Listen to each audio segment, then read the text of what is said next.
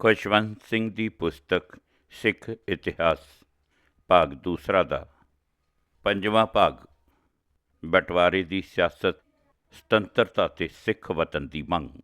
ਕਾਂਡ 19 ਆਰਥਿਕ ਖੁਸ਼ਹਾਲੀ ਤੇ ਧਾਰਮਿਕ ਮੂਲਵਾਦ। ਨੈਤਿਕਤਾ ਉੱਪਰ ਜ਼ੋਰ ਦੇਣ ਦੀ ਥਾਂ ਸੰਸਕਾਰਾਂ ਤੇ ਰੀਤਾਂ ਕਰਮਕਾਂਡਾਂ ਵੱਲ ਪਰੰਪਰਾਗਤ ਧਰਮਾਂ ਦਾ ਮਹਾਨ ਵਿਸ਼ਵ ਵਿਆਪਕ ਵਰਤਾਰਾ ਬਣ ਗਿਆ ਹੈ। ਜੇ ਇਸ ਦੇ ਅਭਿਵਿਅੰਜਨ ਜਾਂ ਪ੍ਰਗਟਾਅ ਵਿੱਚ ਕੋਈ ਫਰਕ ਹੈ ਤਾਂ ਵਿਸ਼ੇਸ਼ ਖੇਤਰਾਂ ਦੀਆਂ ਪ੍ਰਚਲਿਤ ਹਾਲਤਾਂ ਕਾਰਨ ਹੈ। ਈਸਾਈ ਧਰਮ ਵਿੱਚ ਵੀ ਅਜਿਹੇ ਧਰਮ ਅਵਲੰਬੀਆਂ ਦੀ ਘਾਟ ਨਹੀਂ ਹੈ ਜੋ ਆਪਣੇ ਧਰਮ ਗ੍ਰੰਥ ਨੂੰ ਖੁਦਾਈ ਹੁਕਮ ਮੰਨਦੇ ਹਨ। ਇਸਲਾਮ ਵਿੱਚ ਵਹਾਬੀ ਤੇ ਖਮੈਨੀ ਦੇ ਅਨੁਯਾਈ ਕੁਰਾਨ ਤੇ ਹਦੀਸ ਦੀ ਭਾਵਨਾ ਨਾਲੋਂ ਸ਼ਬਦਾਂ ਤੇ ਬਹੁਤਾ ਜ਼ੋਰ ਦਿੰਦੇ ਹਨ। ਭਾਰਤ ਵੀ ਧਾਰਮਿਕ ਮੂਲਵਾਦ ਦੇ ਉਭਾਰ ਤੋਂ ਬੇਲਾਗ ਨਹੀਂ ਰਿਹਾ। ਭਾਰਤ ਦੀ 85% ਤੋਂ ਵਧੇਕ ਹਿੰਦੂ ਵਸੋਂ ਜੋ ਹਿੰਦੂ ਧਰਮ ਦੇ ਕਿਸੇ ਨਾ ਕਿਸੇ ਮੱਤ ਜਾਂ ਸਰੂਪ ਨੂੰ ਮੰਨਦੀ ਹੈ, ਇਸ ਨੇ ਰਾਜਸੀ ਸੁਤੰਤਰਤਾ ਆਉਣ ਦੇ ਨਾਲ ਅਨੁਭਵ ਕੀਤਾ ਹੈ ਕਿ ਹੁਣ ਭਾਰਤ ਦੀ ਧਾਰਮਿਕ ਤੇ ਸੱਭਿਆਚਾਰਕ ਪਛਾਣ ਪੁਨਰ ਨਿਸ਼ਚਿਤ ਕਰਾਉਣ ਦਾ ਸਮਾਂ ਆ ਗਿਆ ਹੈ। ਭਾਰਤ ਦੇ ਨਵੇਂ ਹਾਕਮ ਜਿਨ੍ਹਾਂ ਨੇ ਇਸ ਨੂੰ ਧਰਮ ਨਿਰਪੇਖ ਬਣਾਉਣ ਲਈ ਚੁਣਿਆ, ਯਾਨੀ ਭਾਰਤੀ ਪਰਿਭਾਸ਼ਕ ਸ਼ਬਦਾਵਲੀ ਅਨੁਸਾਰ ਇਹਦਾ ਭਾਵ ਅਧਰਮੀ ਜਾਂ ਬੇਦੀਨ ਹੋਣਾ ਨਹੀਂ, ਸਗੋਂ ਅਜਿਹਾ ਪ੍ਰਬੰਧ ਹੈ ਜੋ ਸਭ ਧਰਮਾਂ ਨੂੰ ਬਰਾਬਰ ਸਤਿਕਾਰ ਦਿੰਦਾ ਹੈ। ਉਹਨਾਂ ਨੇ ਫਿਰ ਵੀ ਹਿੰਦੂ ਪੁਨਰ ਜਾਗਰਤੀ ਦਾ ਪੂਰਾ ਸਮਰਥਨ ਕੀਤਾ ਤੇ ਉਤਸ਼ਾਹਿਤ ਕੀਤਾ। ਇਹ ਇਸ ਤਰ੍ਹਾਂ ਸੀ ਜਿਵੇਂ ਕਈ ਬਾਹਾਂ ਵਾਲੀ ਦੁਰਗਾ ਦੀ ਪੱਥਰ ਦੀ ਮੂਰਤੀ ਸਜੀਵ ਹੋ ਗਈ ਹੋਵੇ ਤੇ ਆਪਣੇ ਬਹੁਤ ਸਾਰੇ ਹੱਥਾਂ ਵਿੱਚ ਹਥਿਆਰ ਫੜ ਕੇ ਚਲਾ ਰਹੀ ਹੋਵੇ। ਸੰਸਕ੍ਰਿਤ ਦਾ ਪੁਨਰ ਉਥਾਨ ਤੇ ਪੁਰਾਤਨ ਧਾਰਮਿਕ ਗ੍ਰੰਥਾਂ ਦਾ ਅਧਿਐਨ ਆਰੰਭ ਹੋ ਗਿਆ। ਸ਼ਹਿਰਾਂ ਤੇ ਕਸਬਿਆਂ ਵਿੱਚ ਵੈਦਿਕ ਫਲਸਫੇ ਦੀ ਮਹਿਮਾ ਲਈ ਪ੍ਰਚਾਰਨੀ ਸਭਾਵਾਂ ਹੋਂਦ ਵਿੱਚ ਆ ਗਈਆਂ। ਪੱਛਮੀ ਪਦਾਰਥਵਾਦੀ ਸੰਸਾਰ ਨੂੰ ਹਿੰਦੂ ਧਰਮ ਦਾ ਆਤਮ ਤੇ ਰੂਹਾਨੀ ਸੰਦੇਸ਼ ਦੇਣ ਲਈ ਸੁਆਮੀ, ਸੰਤ ਅਵਤਾਰ ਤੇ ਹੋਰ ਕਈ ਪ੍ਰਕਾਰ ਦੇ ਸਾਧੂ ਆਪਣੇ ਆਪਣੇ ਆਸ਼ਰਮਾਂ ਵਿੱਚੋਂ ਬਾਹਰ ਨਿਕਲ ਤੁਰੇ। ਯੋਗ ਨੂੰ ਸਰਵੋਤਮ ਸਰੀਰਕ ਅਭਿਆਸ ਤੇ ਪਰਮਾਤਮਾ ਵਿੱਚ ਲਿਵਲੀਨ ਦਾ ਇੱਕ ਸਾਧਨ ਸਮਝ ਲਿਆ ਗਿਆ। ਸਵਦੇਸ਼ ਚਿਕਿਤਸਾ ਵਿਗਿਆਨ ਭਾਵ ਆਯੁਰਵੇਦ ਦੀ ਪੁਨਰ ਸੁਰਜੀਤੀ ਹੋ ਗਈ। ਪੁਰਾਣੇ ਮੰਦਰਾਂ ਦੀ ਮੁਰੰਮਤ ਕੀਤੀ ਗਈ ਤੇ ਨਵੇਂ ਬਣਾਏ ਗਏ। ਸਰਕਾਰੀ ਨਿਯੰਤਰਣ ਅਧੀਨ ਸੰਚਾਰ ਸਾਧਨਾਂ ਜਿਵੇਂ ਆਕਾਸ਼ਵਾਣੀ ਤੇ ਦੂਰਦਰਸ਼ਨ ਨੇ ਬਹੁਤ ਜ਼ਿਆਦਾ ਮੁੱਲਵਾਨ ਸਮਾਂ ਭਜਨ, ਧਾਰਮਿਕ ਪ੍ਰਵਚਨਾਂ ਤੇ ਹਿੰਦੂ ਮਿਥਿਹਾਸ 'ਚੋਂ ਨਾਟਕ ਮੁੜ ਖੇਡਣ ਲਈ ਸਮਰਪਿਤ ਕੀਤਾ। ਇਸ ਨਾਲ ਰਾਸ਼ਟਰੀ ਸਵੈਮ ਸੰਘ ਤੇ ਸ਼ਿਵ ਸੈਨਾ ਜਿਹੀਆਂ ਅਰਧ ਨੈਤਿਕ ਹਿੰਦੂ ਸੰਸਥਾਵਾਂ ਵਿੱਚ ਨਵਾਂ ਜੋਸ਼ ਪੈਦਾ ਹੋਇਆ। ਇਨ੍ਹਾਂ ਗਤੀਵਿਧੀਆਂ ਕਾਰਨ ਮੁਸਲਮਾਨ, ਈਸਾਈ ਤੇ ਸਿੱਖ ਘੱਟ ਗਿਣਤੀਆਂ ਦੇ ਮਨਾਂ ਵਿੱਚ ਆਪਣੇ ਭਵਿੱਖ ਬਾਰੇ ਤੌਖਲੇ ਪੈਦਾ ਕਰ ਦਿੱਤੇ। ਇਸਲਾਮ ਤੇ ਈਸਾਈ ਧਰਮ ਜਿਨ੍ਹਾਂ ਨੂੰ ਗੈਰ ਭਾਰਤੀ ਯਾਨੀ ਵਿਦੇਸ਼ੀ ਧਰਮ ਕਹਿ ਕੇ ਬਦਨਾਮ ਕੀਤਾ ਗਿਆ ਸੀ ਤੇ ਜੋ ਆਪਣੇ ਵਿਦੇਸ਼ੀ ਸਹਿ ਧਰਮੀਆਂ ਤੋਂ ਸਹਾਰਾ ਲੈਂਦੇ ਰਹੇ ਸਨ, ਉਹ ਵੀ ਆਪਣੇ ਰੰਗ ਢੰਗ ਤੇ ਪੈਂਤੜੇ ਵਿੱਚ ਉਦਮਸ਼ੀਲ ਤੇ ਆਕਰਮਣਕਾਰੀ ਹੋ ਗਏ। ਸਿੱਖਾਂ ਦੀ ਸਥਿਤੀ ਬੜੀ ਚਿੰਤਾਜਨਕ ਸੀ। ਉਹਨਾਂ ਦੀ ਵਸੋਂ ਅਤਿਅੰਤ ਘੱਟ ਗਿਣਤੀ ਵਿੱਚ ਸੀ ਤੇ ਉਹ 2% ਤੋਂ ਵੀ ਘੱਟ ਸਨ। ਬਹੁਤ ਸਾਰੇ ਹਿੰਦੂ ਉਹਨਾਂ ਨੂੰ ਹਿੰਦੂ ਧਰਮ ਦਾ ਜੁਝਾਰੂ ਅੰਗੀ ਸਮਝਦੇ ਸਨ, ਜਿਹੜੇ ਹਿੰਦੂ ਧਰਮ ਨਾਲੋਂ ਸਿਰਫ ਖਾਲਸੇ ਦੇ ਬਾਹਰੀ ਚਿੰਨ੍ਹਾਂ, ਆਦਮੀ ਦੇ ਲੰਮੇ ਕੇਸਾਂ ਤੇ ਦਾੜ੍ਹੀਆਂ ਕਾਰਨ ਹੀ ਵੱਖਰੇ ਸਨ। ਹਿੰਦੂ ਧਰਮ ਦਾ ਮੰਤਵ ਸਿੱਖ ਧਰਮ ਅਤੇ ਖਾਲਸੇ ਦੇ ਸਰੂਪ ਨੂੰ ਚੁਣੌਤੀ ਦੇਣ ਦਾ ਕੋਈ ਭਾਵ ਨਹੀਂ ਸੀ। ਇਹ ਚੁਣੌਤੀ ਤਾਂ ਸਿੱਖ ਧਰਮ ਨੂੰ ਆਧੁਨਿਕਤਾ ਤੇ ਹਰੀ ਕ੍ਰਾਂਤੀ ਨਾਲ ਆਈ ਖੁਸ਼ਹਾਲੀ ਕਾਰਨ ਮਿਲੀ। ਹਰ ਰੋਜ਼ ਨੌਜਵਾਨ ਸਿੱਖ ਦਾੜ੍ਹੀ ਕੇਸਾਂ ਦੀ ਲੋੜ ਬਾਰੇ ਕਿੰਤੂ ਪ੍ਰੰਤੂ ਕਰਨ ਲੱਗੇ ਤੇ ਇਹਨਾਂ ਨੂੰ ਭੂਤਕਾਲ ਦੀ ਨਿਸ਼ਾਨੀ ਸਮਝਣ ਲੱਗੇ। ਜ਼ਿਆਦਾ ਪੜ੍ਹੇ ਲਿਖੇ ਤੇ ਅਮੀਰ ਪਰਿਵਾਰਾਂ ਵਿੱਚੋਂ ਪਤਿਤ ਪੁਣੇ ਦੀ ਗਿਣਤੀ ਤੇ ਘਟਨਾਵਾਂ ਬਹੁਤ ਜ਼ਿਆਦਾ ਵਧਣ ਲੱਗੀਆਂ। ਬਹੁਤੇ ਲੋਕਾਂ ਨੂੰ ਜਾਪਣ ਲੱਗਾ ਕਿ ਨੇੜੇ ਹੀ ਭਵਿੱਖ ਵਿੱਚ ਇਹ ਧਰਮ ਹਿੰਦੂ ਧਰਮ ਵਿੱਚ ਜਜ਼ਬ ਹੋ ਜਾਵੇਗਾ ਜਾਂ ਜੈਨੀਆਂ ਤੇ ਬੋਧੀਆਂ ਵਾਂਗ ਸਿੱਖ ਧਰਮ ਮੰਨਣ ਵਾਲੇ ਹਿੰਦੂਆਂ ਦੀ ਇੱਕ ਸ਼ਾਖ ਹੀ ਬਣ ਜਾਵੇਗਾ। ਕੱਟੜਪੰਥੀ ਖਾਲਸੇ ਨੂੰ ਇਸ ਰੁਝਾਨ ਨੇ ਬੜਾ ਸੰਤਾਪ ਦਿੱਤਾ। ਇਹ ਉਹਨਾਂ ਸਿਆਸਤਦਾਨਾਂ ਦੇ ਅਨੁਕੂਲ ਵੀ ਨਹੀਂ ਸੀ ਜਿਨ੍ਹਾਂ ਦੀ ਸਿਆਸੀ ਹੋਂਦ ਸਿੱਖਾਂ ਦੇ ਵੱਖਰੇਪਣ ਦੇ ਆਸਰੇ ਹੀ ਸੀ। ਵੰਡ ਪਿੱਛੋਂ ਪੰਜਾਬ ਉੱਪਰ ਸਰਸਰੀ ਝਾਤ ਮਾਰਿਆਂ ਤੇ ਇਸ ਦੇ ਅਮੀਰ ਤਬਦਲੇ ਦੇ ਉਸ ਇਲਾਕੇ 'ਚੋਂ ਪ੍ਰਵਾਸ ਕਰਨ ਨਾਲ ਜੋ ਕਦੇ ਉਹਨਾਂ ਦਾ ਵਤਨ ਯਾਨੀ ਮਾਤ ਭੂਮੀ ਹੁੰਦਾ ਸੀ, ਪਤਾ ਲੱਗੇਗਾ ਕਿ ਕਿਵੇਂ ਵੱਖਵਾਦ ਦੇ ਬੀਜ ਬੀਜੇ ਗਏ ਤੇ ਕੱਟੜਵਾਦ ਦੀ ਪੁਨਰ ਸੁਰਜੀਤੀ ਕੀਤੀ ਗਈ। ਭੂਮੀ ਮਾਲਕ ਸਿੱਖ ਪ੍ਰਵਾਸੀਆਂ ਨੂੰ, ਜੋ ਵਧੇਰੇ ਕਰਕੇ ਜੱਟ ਸਿੱਖ, ਸ਼ਿਲਪਕਾਰ ਤੇ ਨੀਵੀਆਂ ਜਾਤੀਆਂ ਦੇ ਮਜ਼ਦੂਰ ਸਨ, ਉਹਨਾਂ ਨੂੰ ਪੂਰਬੀ ਪੰਜਾਬ ਵਿੱਚ ਨਿਸ਼ਚਿਤ ਸੀਮਾਵਾਂ ਵਿੱਚ ਰੋਕਿਆ ਗਿਆ। ਇਸ ਤੋਂ ਵਧੇਕ ਉਛਾਲਦੀ ਰਾਜਸਥਾਨ ਦੇ ਜ਼ਿਲ੍ਹਾ ਗੰਗਾਨਗਰ ਤੇ ਉੱਤਰ ਪ੍ਰਦੇਸ਼ ਦੇ ਤਰਾਈ ਖੇਤਰ ਵਿੱਚ ਵਿਵਸਥਾ ਕਰ ਦਿੱਤੀ ਗਈ। ਸਿੱਖ ਵਪਾਰੀ ਤੇ ਦੁਕਾਨਦਾਰ ਬਰਾਦਰੀਆਂ ਆਪਣੇ ਬਰਾਬਰ ਦੇ ਹਿੰਦੂਆਂ ਵਾਂਗ ਆਪਣਾ ਪ੍ਰਬੰਧ ਆਪ ਕਰਕੇ ਉਹਨਾਂ ਸ਼ਹਿਰਾਂ ਤੇ ਕਸਬਿਆਂ ਵਿੱਚ ਵਸ ਗਏ ਜਿਨ੍ਹਾਂ ਵਿੱਚ ਉਹਨਾਂ ਨੂੰ ਆਪਣੇ ਕਿੱਤੇ ਦੀ ਚੰਗੀ ਸੰਭਾਵਨਾ ਜਾਪੀ। ਇਸ ਖਿਲਾਰੇ ਵਿੱਚ ਭੂਮੀਪਤੀ ਵਰਗ ਤਾਂ ਇੱਕ ਥਾਂ ਇਕੱਠੇ ਕਰ ਦਿੱਤੇ ਗਏ, ਪਰ ਵਪਾਰੀ ਵਰਗ ਅੱਡੋ-ਅੱਡ ਥਾਵਾਂ ਵਿੱਚ ਵੰਡੇ ਗਏ ਤੇ ਖਿਲਰ-ਪੁਲਰ ਗਏ। ਜੱਟ ਸਿੱਖ, ਜਿਨ੍ਹਾਂ ਕਦੇ ਵੀ ਗੈਰ ਕਾਸ਼ਤਕਾਰ ਜਾਤੀਆਂ ਨੂੰ ਬਹੁਤੀ ਇੱਜ਼ਤ ਨਾਲ ਨਹੀਂ ਵੇਖਿਆ ਸੀ, ਉਹ ਉਹਨਾਂ ਨੂੰ ਖੁੱਲ੍ਹਮ-ਖੁੱਲ੍ਹਾ ਦੂਸਰੇ ਦਰਜੇ ਦੇ ਸਿੱਖਾਂ ਵਜੋਂ ਨਫ਼ਰਤ ਨਾਲ ਵੇਖਦੇ ਸਨ। ਪ੍ਰਤਾਪ ਸਿੰਘ ਕੈਰੋਂ ਤਾਂ ਖੁੱਲ੍ਹੇਆਮ ਉਹਨਾਂ ਨੂੰ ਭਾਪਾ ਕਿਹਾ ਕਰਦਾ ਸੀ। ਇਹ ਘਟੀਆ ਦੱਸਣ ਲਈ ਇੱਕ ਕੂੜ ਨਾਂ ਸੀ, ਜੋ ਬ੍ਰਾਹਮਣਾਂ, ਖੱਤਰੀ ਤੇ ਰੋੜੇ ਮੂਲ ਦੇ ਸਿੱਖਾਂ ਲਈ ਵਰਤਿਆ ਜਾਂਦਾ ਸੀ। ਇਹ ਇਸ ਤੱਥ ਦੇ ਬਾਵਜੂਦ ਸੀ, ਜਦੋਂ ਕਿ ਸਾਰੇ ਸਿੱਖ ਗੁਰੂ ਅਤੇ ਬੰਦਾ ਸਿੰਘ ਬੈਰਾਗੀ ਸਭ ਖੱਤਰੀ ਸਨ। ਪੰਜਾਬੀ ਸਿੱਖਾਂ ਦੀ ਅਗਵਾਈ ਵਪਾਰੀ ਵਰਗ ਦੇ ਹੱਥੋਂ ਨਿਕਲ ਕੇ ਭੂਮੀਪਤੀ ਹੱਥਾਂ ਵਿੱਚ ਚਲੀ ਗਈ ਤੇ ਭੂਮੀ ਮਾਲਕਾਂ ਵਿੱਚੋਂ ਵੀ ਇਹ ਉਹਨਾਂ ਦੇ ਹੱਥ ਆ ਗਈ, ਜੋ ਦੇਸ਼ ਦੀ ਵੰਡ ਤੋਂ ਪਹਿਲਾਂ ਹੀ ਇਸ ਪਾਸੇ ਦੇ ਵਸਨੀਕ ਸਨ।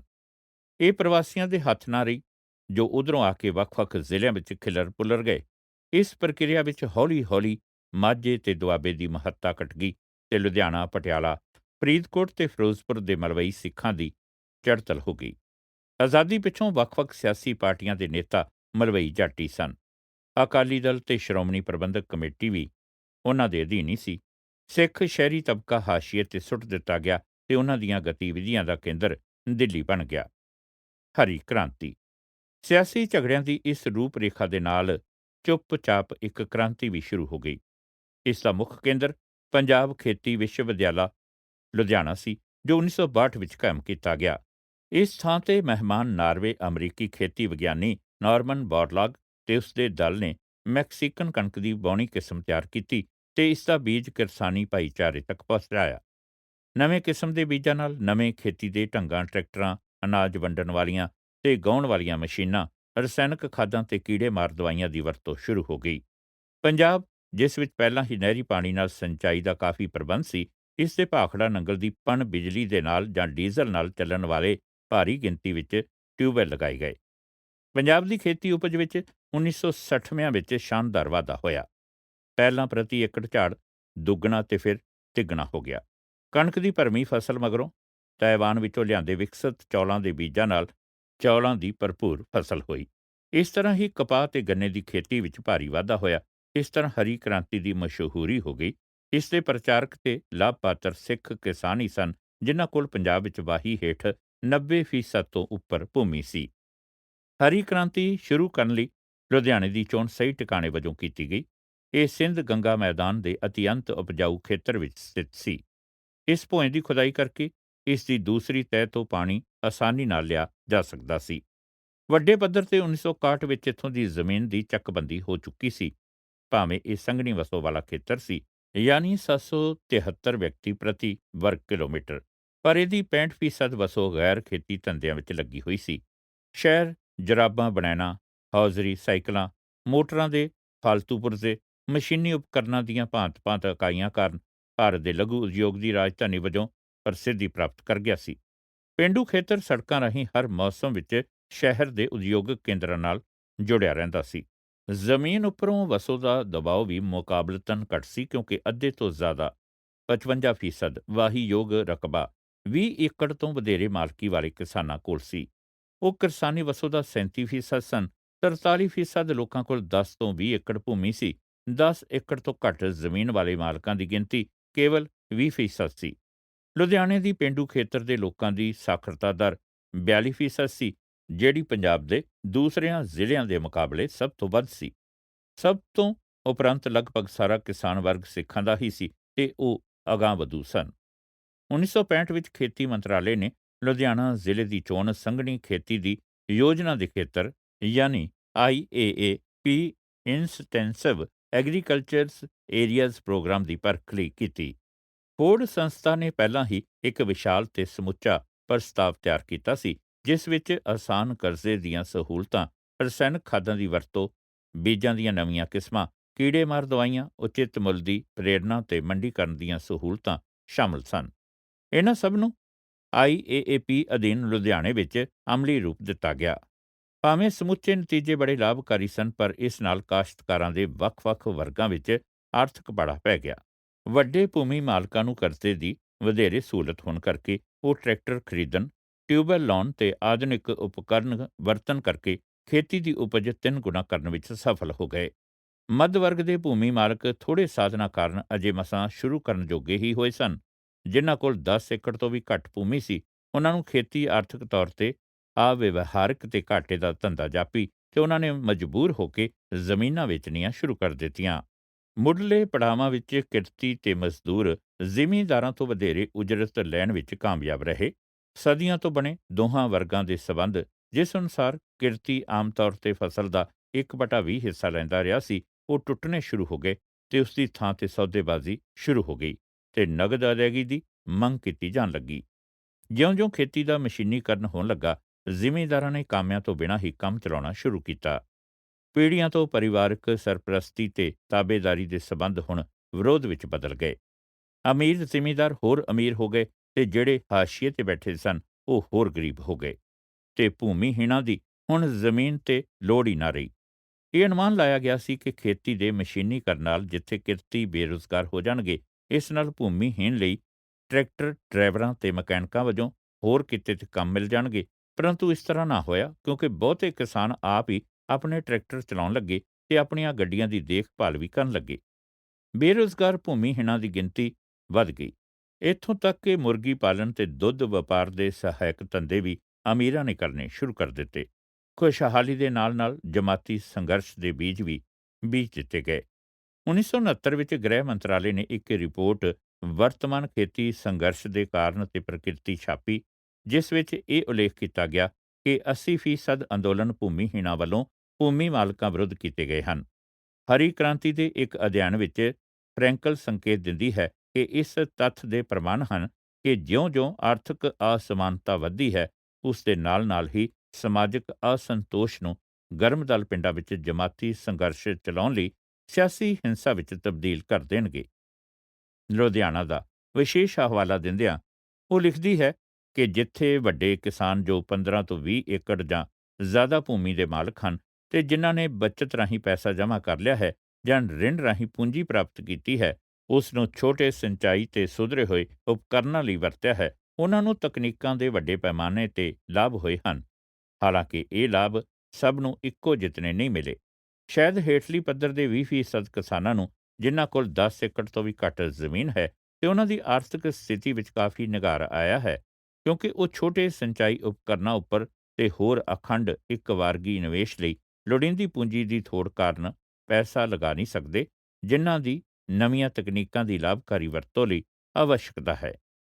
ਹਰੀ ਕ੍ਰਾਂਤੀ ਦੇ ਨਾਲ ਹੀ ਮੱਧ ਪੂਰਬ ਤੇ ਪੱਛਮੀ ਦੇਸ਼ਾਂ ਵਿੱਚ ਪ੍ਰਵਾਸ ਕਰਨ ਦਾ ਰਾਹ ਵੀ ਖੁੱਲ੍ਹ ਗਿਆ। ਸਦੀ ਦੇ ਸ਼ੁਰੂ ਤੋਂ ਹੀ ਛੋਟੇ ਪਰਿਵਾਰ ਤੇ ਤਬਕੇ ਕੈਨੇਡਾ, ਸੰਯੁਕਤ ਰਾਜ, ਇੰਗਲੈਂਡ, ਆਸਟ੍ਰੇਲੀਆ, ਪੂਰਬੀ ਅਫਰੀਕਾ ਦੇ ਮੁਲਕਾਂ ਵਿੱਚ ਵਸੇ ਹੋਏ ਸਨ। ਕਾਮਨਵੈਲਥ ਦੇ ਨਾਗਰਿਕ ਹੋਣ ਦਾ ਲਾਭ ਲੈ ਕੇ ਹਜ਼ਾਰਾਂ ਸਿੱਖ ਇੰਗਲੈਂਡ, ਕੈਨੇਡਾ ਤੇ ਆਸਟ੍ਰੇਲੀਆ ਪ੍ਰਵਾਸ ਕਰ ਗਏ ਤੇ ਨਾਗਰਿਕਤਾ ਪ੍ਰਾਪਤ ਕਰ ਲਈ। ਦੂਸਰੇ ਜਾ ਸਕਦੇ ਸਨ, ਉਹ ਸੰਯੁਕਤ ਰਾਜ ਚਲੇ ਗਏ। ਬਹੁਤ ਸਾਰਿਆਂ ਨੂੰ ਖਾੜੀ ਦੇ ਅਰਬ ਦੇਸ਼ਾਂ ਅਤੇ ਮੱਧ ਪੂਰਬ ਵਿੱਚ ਰੁਜ਼ਗਾਰ ਮਿਲਿਆ। ਜਿਹੜੇ ਪੈਸੇ ਉਹਨਾਂ ਆਪਣੇ ਘਰੀਂ ਭੇਜੇ, ਉਹਨਾਂ ਨਾਲ ਉਹਨਾਂ ਨੇ ਪੁਰਾਣੇ ਕਰਜ਼ੇ ਲਾਹੇ, ਆਪਣੇ ਘੱਟ ਖੁਸ਼ਕਿਸਮਤ ਗੁਆਂਢੀਆਂ ਦੀ ਜ਼ਮੀਨ ਖਰੀਦੀ ਤੇ ਨਵੇਂ ਘਰ ਬਣਾਏ। ਉਹਨਾਂ ਨੇ ਆਪਣੇ ਬੱਚਿਆਂ ਨੂੰ ਸਕੂਲਾਂ ਤੇ ਕਾਲਜਾਂ ਵਿੱਚ ਪੜ੍ਹਾਇਆ। ਉਹਨਾਂ ਨੇ ਰੇਡੀਓ, ਟੀਵੀ ਸੈੱਟ, ਟੈਲੀਫੋਨ ਸੁਣਨ ਵਾਲੇ ਤੇ ਦ੍ਰਿਸ਼ ਉਪਕਰਨ, ਫਰਿੱਜ ਤੇ ਵਾਤਾਨੁਕੂਲ ਖਰੀਦੇ। ਉਹਨਾਂ ਦੇ ਲੜਕਿਆਂ ਨੇ ਮੋਟਰਸਾਈਕਲ ਚਲਾਉਣੇ ਸਿੱਖੇ। ਅਮੀਰ ਕਿਸਾਨਾਂ ਦੀ ਇਤਨੀ ਚੰਗੀ ਦਸ਼ਾ ਕਦੇ ਨਹੀਂ ਹੋਈ ਸੀ, ਜਿਤਨੀ ਉਹਨਾਂ ਦੀ 60ਵਿਆਂ ਤੇ 70ਵਿਆਂ ਵਿੱਚ ਹੋਈ। ਜੀਵਨ ਪੱਧਰ ਉੱਚਾ ਹੋਣ ਦੇ ਨਾਲ-ਨਾਲ ਉਹਨਾਂ ਦੀਆਂ ਭਵਿੱਖ ਬਾਰੇ ਆਸਾਂ ਉਮੀਦਾਂ ਵੀ ਵਧਣ ਲੱਗੀਆਂ। ਸੰਖੇਪ ਵਿੱਚ ਹਰੀ ਕ੍ਰਾਂਤੀ ਆਪਣੇ ਨਾਲ ਉੱਚੀਆਂ ਉਮੰਗਾਂ ਵੀ ਲਿਆਈ। ਹਰੀ ਕ੍ਰਾਂਤੀ ਦੇ ਕੁਝ ਹੋਰ ਪੱਖ ਵੀ ਹਨ, ਜਿਨ੍ਹਾਂ ਬਾਰੇ ਵੀ ਚਰਚਾ ਕਰਨ ਦੀ ਲੋੜ ਹੈ। ਜ਼ਮੀਨ ਦੀ ਕੀਮਤ ਇਹਦੀ ਉਪਜਾਊ ਸ਼ਕਤੀ ਨਾਲੋਂ ਕਿਤੇ ਜ਼ਿਆਦਾ ਹੋ ਗਈ। ਕਾਸ਼ਤਕਾਰ ਭਾਈਚਾਰੇ ਲਈ ਜ਼ਮੀਨ ਦੀ ਮਲਕੀਅਤ ਸਨਮਾਨ ਤੇ ਇੱਜ਼ਤ ਦਾ ਸਭ ਤੋਂ ਜ਼ਰੂਰੀ ਤੇ ਮਹੱਤਵਪੂਰਨ ਚਿੰਨ੍ਹ ਰਹੀ ਹੈ।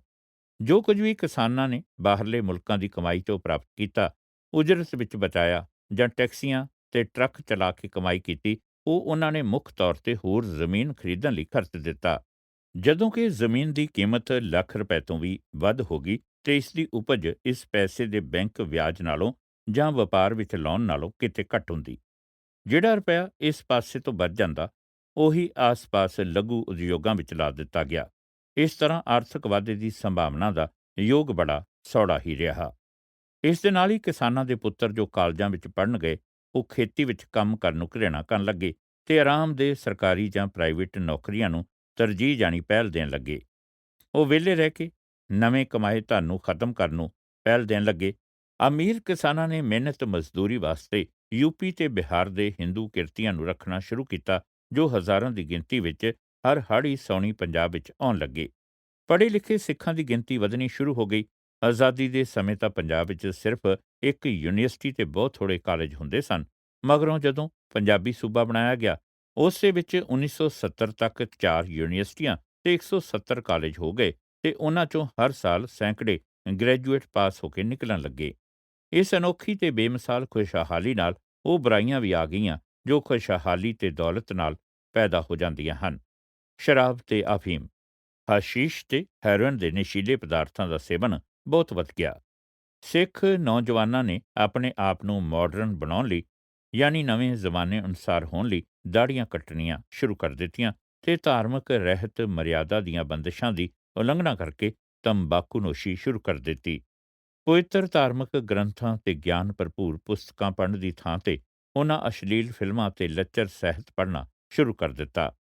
ਪਿੰਡਾਂ ਦੇ ਗੁਰਦੁਆਰਿਆਂ ਤੇ ਪਿੰਡਾਂ ਦੀਆਂ ਸਭਾਵਾਂ ਸੱਥਾਂ ਨਾਲੋਂ ਸਿਨੇਮੇ ਜਾਣ ਵਾਲਿਆਂ ਤੇ ਵੀਡੀਓ ਕੈਸਟਾਂ ਵੇਖਣ ਵਾਲਿਆਂ ਦੀ ਭੀੜ ਕਿਤੇ ਜ਼ਿਆਦਾ ਹੋ ਗਈ।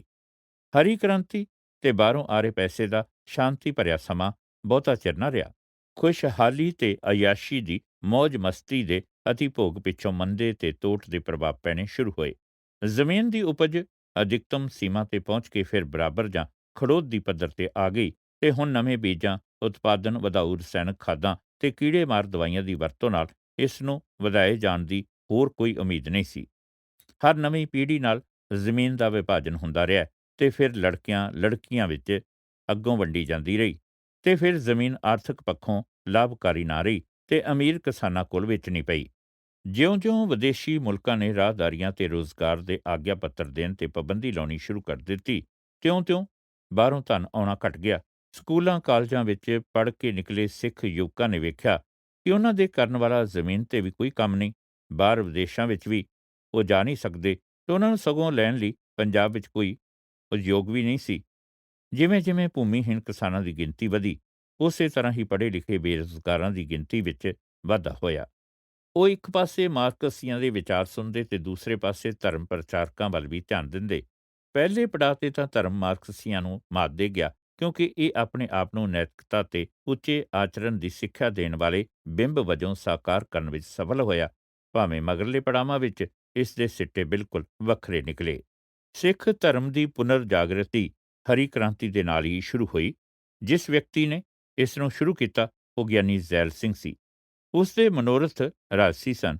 ਉਹ ਅਕਾਲੀ ਦਲ ਨੂੰ ਸ਼੍ਰੋਮਣੀ ਗੁਰਦੁਆਰਾ ਪ੍ਰਬੰਧਕ ਕਮੇਟੀ ਵਿੱਚੋਂ ਲਾਂਭੇ ਕਰਕੇ ਰਾਜ ਦੀ ਸਿਆਸਤ 'ਚੋਂ ਉਸ ਦੀ ਮਹੱਤਤਾ ਘਟਾਉਣੀ ਚਾਹੁੰਦਾ ਸੀ। ਅਕਾਲੀਆਂ ਨੇ ਸਿੱਖ ਧਰਮ ਦੀ ਰੱਖਿਆ ਤੇ ਪ੍ਰਚਾਰ ਉੱਪਰ ਆਪਣੀ ਅਜ਼ਾਰੇਦਾਰੀ ਬਣਾਈ ਹੋਈ ਸੀ। ਜ਼ੈਲ ਸਿੰਘ ਨੇ ਰਾਜ ਦਾ ਮੁੱਖ ਮੰਤਰੀ ਹੁੰਦਿਆਂ, ਯਾਨੀ 1972 ਤੋਂ 77 ਵਿੱਚ ਇਹ ਸਾਬਤ ਕਰਨ ਦੀ ਕੋਸ਼ਿਸ਼ ਕੀਤੀ ਕਿ ਭਾਵੇਂ ਉਹ ਉਸ ਕਾਂਗਰਸ ਦਾ ਮੈਂਬਰ ਸੀ ਜੋ ਧਰਮ ਨਿਰਪੱਖਤਾ ਲਈ ਵਚਨਬੱਧ ਹੈ, ਪਰ ਉਹ ਅਕਾਲੀਆਂ ਨਾਲੋਂ ਵੀ ਵਧੇਰੇ ਸ਼ਰਧਕ ਸੀ। ਸਿੱਖ ਪਛਾਣ ਦੀ ਲਹਿਰ ਤਾਂ 1967 ਤੇ 1969 ਤੋਂ ਹੀ ਸ਼ੁਰੂ ਹੋ ਗਈ ਸੀ, ਜਦੋਂ ਗੁਰੂ ਗੋਬਿੰਦ ਸਿੰਘ ਦੀ ਤੀਸਰੀ ਸ਼ਤਾਬਦੀ ਤੇ ਗੁਰੂ ਨਾਨਕ ਦੀ 5ਵੀਂ ਸ਼ਤਾਬਦੀ ਦੇ ਜਸ਼ਨ ਅੰਤਰਰਾਸ਼ਟਰੀ ਪੱਧਰ ਤੇ ਮਨਾਏ ਗਏ। ਗਿਆਨੀ ਨੇ ਇਸ ਲਹਿਰ ਨੂੰ 1973 ਵਿੱਚ ਸਿੰਘ ਸਭਾ ਦੀ ਨੀਂਹ ਰੱਖ ਕੇ ਤੇ 1975 ਵਿੱਚ ਗੁਰੂ ਤੇਗ ਬਹਾਦਰ ਦੀ ਤੀਸਰੀ ਸ਼ਹੀਦੀ ਸ਼ਤਾਬਦੀ ਦੇ ਸਮਾਗਮ ਮਨਾ ਕੇ ਹੋਰ ਵੀ ਹੱਲਾਸ਼ੇਰੀ ਦਿੱਤੀ ਜਾਂ ਤੁਣਕਾ ਮਾਰਿਆ। ਇਸ ਦੇ ਮਗਰੋਂ ਹੀ ਮਹਾਰਾਜਾ ਰਣਜੀਤ ਸਿੰਘ ਦੀ ਦੂਸਰੀ ਜਨਮ ਸ਼ਤਾਬਦੀ ਦੀਆਂ ਤਿਆਰੀਆਂ ਸ਼ੁਰੂ ਹੋ ਗਈਆਂ। ਗਿਆਨੀ ਜ਼ੈਲ ਸਿੰਘ ਗੁਰੂ ਨਾਨਕ ਦੇਵ ਯੂਨੀਵਰਸਿਟੀ ਅੰਮ੍ਰਿਤਸਰ ਦੀ ਸਥਾਪਨਾ ਦਾ ਵੀ ਜ਼ਿੰਮੇਵਾਰ ਸੀ। ਰਾਜ ਦੇ ਕਈ ਹਸਪਤਾਲਾਂ ਦਾ ਪੁਨਰ ਨਾਮਕਰਨ ਗੁਰੂ ਸਾਹਿਬਾਂ ਦੇ ਨਾਮ ਤੇ ਕੀਤਾ ਗਿਆ। ਉਸਨੇ ਸਾਰੇ ਰਾਜ ਵਿੱਚ ਕੀਰਤਨ ਦਰਬਾਰ ਆਯੋਜਿਤ ਕੀਤੇ। ਸਰਕਾਰੀ ਸਮਾਗਮਾਂ ਦਾ ਆਰੰਭ ਅਰਦਾਸ ਨਾਲ ਕੀਤਾ ਜਾਣ ਲੱਗਾ। ਆਨੰਦਪੁਰ ਤੋਂ ਪਟਿਆਲਾ ਤੱਕ ਦੀ 400 ਕਿਲੋਮੀਟਰ ਸੜਕ ਦਾ ਨਾਮ ਗੁਰੂ ਗੋਬਿੰਦ ਸਿੰਘ ਮਾਰਗ ਰੱਖਿਆ ਗਿਆ। ਇੱਕ ਘੋੜਿਆਂ ਦੇ ਕਾਫਲੇ ਨੇ ਇਸ ਸੜਕ ਤੇ ਅੱਗੇ ਅਗਵਾਈ ਕੀਤੀ। ਕਿਹਾ ਜਾਂਦਾ ਹੈ ਕਿ ਇਹ ਘੋੜੇ ਗੁਰੂ ਗੋਬਿੰਦ ਸਿੰਘ ਦੇ ਘੋੜਿਆਂ ਦੀ ਨਸਲ ਵਿੱਚੋਂ ਸਨ। ਪੇਂਡੂ ਲੋਕ ਬੜੇ ਸਤਿਕਾਰ ਨਾਲ ਉਹਨਾਂ ਘੋੜਿਆਂ ਦੀ ਲਿਦ ਘਰਾਂ ਵਿੱਚ ਲੈ ਕੇ ਗਏ। ਗੁਰੂ ਗੋਬਿੰਦ ਸਿੰਘ ਦੇ ਇੱਕ ਸਾਹਿਬਜ਼ਾਦੇ ਦੇ ਨਾਮ ਤੇ ਇੱਕ ਸ਼ਹਿਰ ਦਾ ਨਾਮ ਸ਼ਹੀਦ ਬਾਬਾ ਅਜੀਤ ਸਿੰਘ ਨਗਰ ਰੱਖਿਆ ਗਿਆ। ਗਿਆਨੀ ਜ਼ੈਲ ਸਿੰਘ ਨੇ ਉਸ ਵੇਲੇ ਵੀ ਧਾਰਮਿਕ ਉਤਸ਼ਾਹ ਦਿਖਾਇਆ ਜਦੋਂ ਅਕਾਲੀਆਂ ਨੇ ਜਨਤਾ ਪਾਰਟੀ ਦੇ ਸਹਿਯੋਗ ਨਾਲ ਉਸ ਤੋਂ ਸਰਕਾਰ ਦੀ ਵਾਗਡੋਰ ਸਾਂਭ ਲਈ। ਉਸਨੇ ਸਿੱਖ ਧਰਮ ਦੇ ਸੰਤਾਂ ਪ੍ਰਤੀ ਸ਼ਰਧਾ ਭਾਵਨਾ ਦਿਖਾਉਣੀ ਸ਼ੁਰੂ ਕਰ ਦਿੱਤੀ ਤੇ ਧਰਮ ਦੀ ਪੁਨਰ ਉਥਾਪਨਾ ਦੀ ਗੁਰਜ ਉਹਨਾਂ ਹੱਥ ਫੜਾ ਦਿੱਤੀ। ਜਰਨੈਲ ਸਿੰਘ ਭਿੰਡਰਾਂਵਾਲਾ। ਸੰਤਾਂ ਦੀ ਗੱਦੀ ਅਤੇ ਸੰਤ ਪ੍ਰਥਾ ਦਾ ਹਰ ਥਾਂ ਸਤਿਕਾਰ ਹੈ। ਲੋਕ ਉਹਨਾਂ ਦੇ ਡੇਰਿਆਂ ਵੱਲ ਰੂਹਾਨੀ ਸ਼ਾਂਤੀ ਤੇ ਸੰਸਾਰਕ ਸਮੱਸਿਆਵਾਂ ਤੇ ਕਸ਼ਟਾਂ ਦੇ ਨਿਵਾਰਨ ਹਿੱਤ ਆਉਂਦੇ ਹਨ। ਬਹੁਤ ਸਾਰੇ ਸੰਤ ਆਪਣੀ ਪਵਿੱਤਰਤਾ ਤੇ ਭਗਤੀ ਭਾਵ ਕਰਕੇ ਪ੍ਰਸਿੱਧ ਹੋਏ ਹਨ ਤੇ ਉਹਨਾਂ ਦੇ ਰਿਣੀ ਸ਼ਰਧਾਲੂਆਂ ਨੇ ਉਹਨਾਂ ਦੇ ਡੇਰਿਆਂ ਲਈ ਭਾਰੀ ਦਾਨ ਵੀ ਦਿੱਤੇ ਹਨ। ਇਹਨਾਂ ਸਾਲਾਂ ਵਿੱਚ ਨਵੀਂ ਉੱਗੀ ਹੋਈ ਸੰਸਥਾ ਦਮਦਮੀ ਟਕਸਾਲ ਸੀ। 1906 ਵਿੱਚ ਟਕਸਾਲ ਮੋਗਾ ਤਹਿਸੀਲ ਦੇ ਭਿੰਡਰ ਪਿੰਡ ਵਿੱਚ ਤਬਦੀਲ ਕਰ ਦਿੱਤੀ ਗਈ ਸੀ। ਉਸ ਮਗਰੋਂ ਇਸ ਦੇ ਅਹੁਦੇਦਾਰਾਂ ਨੂੰ ਭਿੰਡਰਾਂ ਵਾਲੇ ਕਿਹਾ ਜਾਣ ਲੱਗਾ। ਭਿੰਡਰਾਂ ਦੀ ਦਮਦਮੀ ਟਕਸਾਲ ਸੰਤ ਗੁਰਬਚਨ ਸਿੰਘ ਸਮੇਂ ਬਹੁਤ ਮਾਣ ਪ੍ਰਤਿਸ਼ਠਾ ਪ੍ਰਾਪਤ ਕਰ ਗਈ।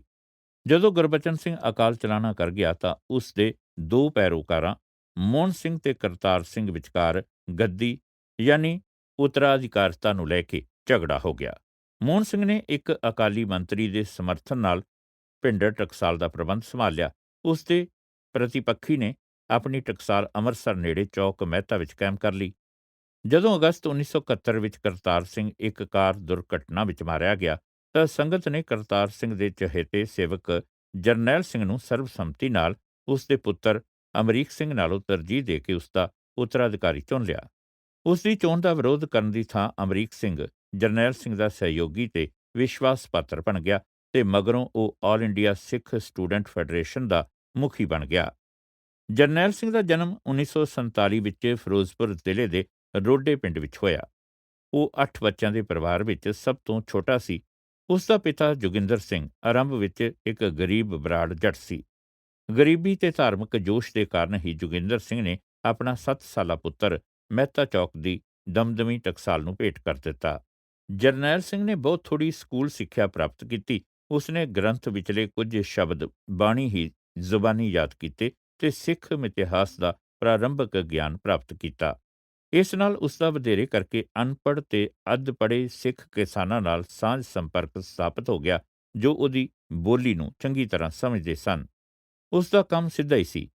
ਉਹ ਕਹਿੰਦਾ ਸੀ ਕਿ ਗੁਰੂ ਗੋਬਿੰਦ ਸਿੰਘ ਵੱਲੋਂ ਸ਼ੁਰੂ ਕੀਤਾ ਸਾਦਾ ਤੇ ਕਰੜੀ ਘਾਲਣਾ ਵਾਲਾ ਜੀਵਨ ਬਤੀਤ ਕਰੋ ਤੇ ਆਧੁਨਿਕਤਾ ਦੀਆਂ ਬੁਰਾਈਆਂ ਤੋਂ ਬਚੋ। ਉਹ ਪਿੰਡਾਂ ਵਿੱਚ ਜਾ ਕੇ ਲੋਕਾਂ ਨੂੰ ਸ਼ਰਾਬ, ਨਸ਼ੀਲੇ ਪਦਾਰਥਾਂ, ਤੰਬਾਕੂ ਪੀਣ ਅਤੇ ਸਿੱਖ ਧਰਮ ਦੇ ਪਵਿੱਤਰ ਦਾੜ੍ਹੀ ਕੇਸ ਕਟਾਉਣ ਤੋਂ ਮਨ੍ਹਾ ਕਰਦਾ। ਜਿਹੜੇ ਇਸ ਤਰ੍ਹਾਂ ਕਰਨ ਲਈ ਸਹਿਮਤ ਹੋ ਜਾਂਦੇ ਉਹਨਾਂ ਨੂੰ ਉਸ ਸੰਗਤ ਦੀ ਹਾਜ਼ਰੀ ਵਿੱਚ ਅੰਮ੍ਰਿਤ ਛਕਾਉਂਦੇ। ਉਸ ਦੇ ਜ਼ਬਰਦਸਤ ਸਮਰਥਕ ਉਹ ਇਸਤਰੀਆਂ ਤੇ ਬੱਚੇ ਸਨ ਜਿਨ੍ਹਾਂ ਨੇ ਆਪਣੇ ਸ਼ਰਾਬੀ ਤੇ ਅਫੀਮੀ ਪਤੀਆਂ, ਭਰਾਵਾਂ ਤੇ ਪਿਉ ਹੱਥੋਂ ਕਸ਼ਟ ਉਠਾਏ ਸਨ। ਭਿੰਡਰਾਂ ਵਾਲੇ ਦੀ ਅੰਮ੍ਰਿਤ ਸੰਚਾਰ ਮੁਹਿੰਮ ਅਤਿਅੰਤ ਸਫਲ ਹੋਈ। ਹਜ਼ਾਰਾਂ ਦੀ ਗਿਣਤੀ ਵਿੱਚ ਨੌਜਵਾਨਾਂ ਨੇ ਸ਼ਰਾਬ, ਤੰਬਾਕੂ ਤੇ ਨਸ਼ਿਆਂ ਤੋਂ ਤੌਬਾ ਕੀਤੀ ਤੇ ਅੰਮ੍ਰਿਤ ਛਕਿਆ। ਵੀਡੀਓ ਕੈਸਟਾਂ ਤੇ ਸਿਨੇਮਾ ਘਰ ਜਿਨ੍ਹਾਂ ਵਿੱਚ ਅਸ਼ਲੀਲ ਤੇ ਲੱਚਰ ਫਿਲਮਾਂ ਦਿਖਾਈਆਂ ਜਾਂਦੀਆਂ ਸਨ ਉਹਨਾਂ ਨੂੰ ਵੇਖਣ ਜਾਣ ਦੀ ਥਾਂ ਨੌਜਵਾਨਾਂ ਨੇ ਗੁਰਦੁਆਰਿਆਂ ਵੱਲ ਰੁਖ ਕੀਤਾ। ਲੋਕਾਂ ਨੇ ਸਿਰਫ ਉਹ ਰੁਪਇਆ ਹੀ ਨਾ ਬਚਾਇਆ ਜੋ ਪਹਿਲਾਂ ਅਯਾਸ਼ੀ 'ਚ ਰੋੜ ਦਿੰਦੇ ਸਨ, ਸਗੋਂ ਉਹ ਆਪਣੇ ਖੇਤਾਂ ਵਿੱਚ ਜ਼ਿਆਦਾ ਸਮਾਂ ਮਿਹਨਤ ਕਰਦੇ ਤੇ ਵਧੀਆ ਫਸਲਾਂ ਪੈਦਾ ਕਰਨ ਲੱਗੇ। ਉਹ ਜਰਨੈਲ ਸਿੰਘ ਦੇ ਬਹੁਤ ਸ਼ੁਕਰਗੁਜ਼ਾਰ ਹੋਏ ਜਿਸ ਦਾ ਉਹ ਹੁਣ ਬਾਬਾ ਸੰਤ ਜਰਨੈਲ ਸਿੰਘ ਖਾਲਸਾ ਭਿੰਡਰਾਂਵਾਲਾ ਕਹਿ ਕੇ ਸਤਿਕਾਰ ਕਰਨ ਲੱਗੇ। ਭਿੰਡਰਾਂਵਾਲੇ ਨੇ ਧਰਮ ਪ੍ਰਚਾਰਕ ਤੋਂ ਆਪਣੀ ਭੂਮਿਕਾ ਝਗੜੇ ਨਿਪਟਾਉਣ ਵਾਲੇ ਸਾਲਸ ਦੀ ਬਣਾ ਲਈ। ਉਹ ਕਿਸਾਨ ਜੋ ਸਾਲਾਂ ਬੱਧੀ ਮੁਕੱਦਮੇਬਾਜ਼ੀ ਵਿੱਚ ਉਲਝੇ ਰਹੇ ਤੇ ਵਕੀਲਾਂ ਨੂੰ ਫੀਸਾਂ ਭਰਦੇ ਰਹੇ, ਉਹ ਉਸ ਤੋਂ ਸਹਾਇਤਾ ਲੈਣ ਲਈ ਆਏ। ਉਹਨਾਂ ਲੜਕੀਆਂ ਦੇ ਮਾਪੇ ਉਹਦੇ ਦਖਲ ਦੀ ਇੱਛਾ ਕਰਦੇ ਜਿਨ੍ਹਾਂ ਦੀਆਂ ਲੜਕੀਆਂ ਨੂੰ ਦਾਜ ਲੈਣ ਬਦਲੇ ਤੰਗ ਕੀਤਾ ਜਾਂਦਾ ਸੀ। ਉਸ ਦੇ ਅੰਗ ਰੱਖਿਅਕ ਤੇ ਸ਼ਸਤਰਧਾਰੀ ਪੈਰੋਕਾਰ ਇਹ ਯਕੀਨੀ ਬਣਾਉਣ ਲਈ ਦ੍ਰਿੜ ਰਹਿੰਦੇ ਕਿ ਉਹਦੇ ਦਿੱਤੇ ਫੈਸਲੇ ਤੇ ਅਮਲ ਹੁੰਦਾ। ਦੂਸਰੇ ਧਰਮ ਪ੍ਰਚਾਰਕਾਂ ਦੇ ਮੁਕਾਬਲੇ ਜਿਹੜੇ ਸਿਰਫ ਜਾਤ-ਪਾਤ ਤੇ ਭੇਦਭਾਵ ਰਹਿਤ ਸਿੱਖ ਆਦਰਸ਼ ਦੀਆਂ ਮੂੰਹ ਰੱਖਣੀਆਂ ਹੀ ਗੱਲਾਂ ਕਰਦੇ ਸਨ, ਭਿੰਡਰਾਂਵਾਲੇ ਨੇ ਉੱਚੀਆਂ ਤੇ ਨੀਵੀਆਂ ਜਾਤਾਂ ਵਿੱਚ ਕੋਈ ਭੇਦਭਾਵ ਨਾ ਸਮਝਿਆ ਤੇ ਅਖੌਤੀ ਅਛੂਤਾਂ ਨੂੰ ਆਪਣੇ ਸੰਗਠਨ ਤੇ ਭਾਈਚਾਰੇ ਦੇ ਮੈਂਬਰ ਬਣਾਇਆ। ਭਿੰਡਰਾਂਵਾਲੇ ਦੀ ਪ੍ਰਸਿੱਧੀ ਫੈਲਣ ਲੱਗੀ। ਉਸ ਦਾ ਕੱਦ ਲੰਬਾ, ਸਰੀਰ ਗਠਵਾਂ, ਨੱਕ ਲੰਬਾ, ਅੱਖਾਂ ਡੂੰਘੀਆਂ ਤੇ ਕੁਝ ਢੂੰਡਦੀਆਂ ਸੰਦੇਹਗ੍ਰਸਤ ਸਨ।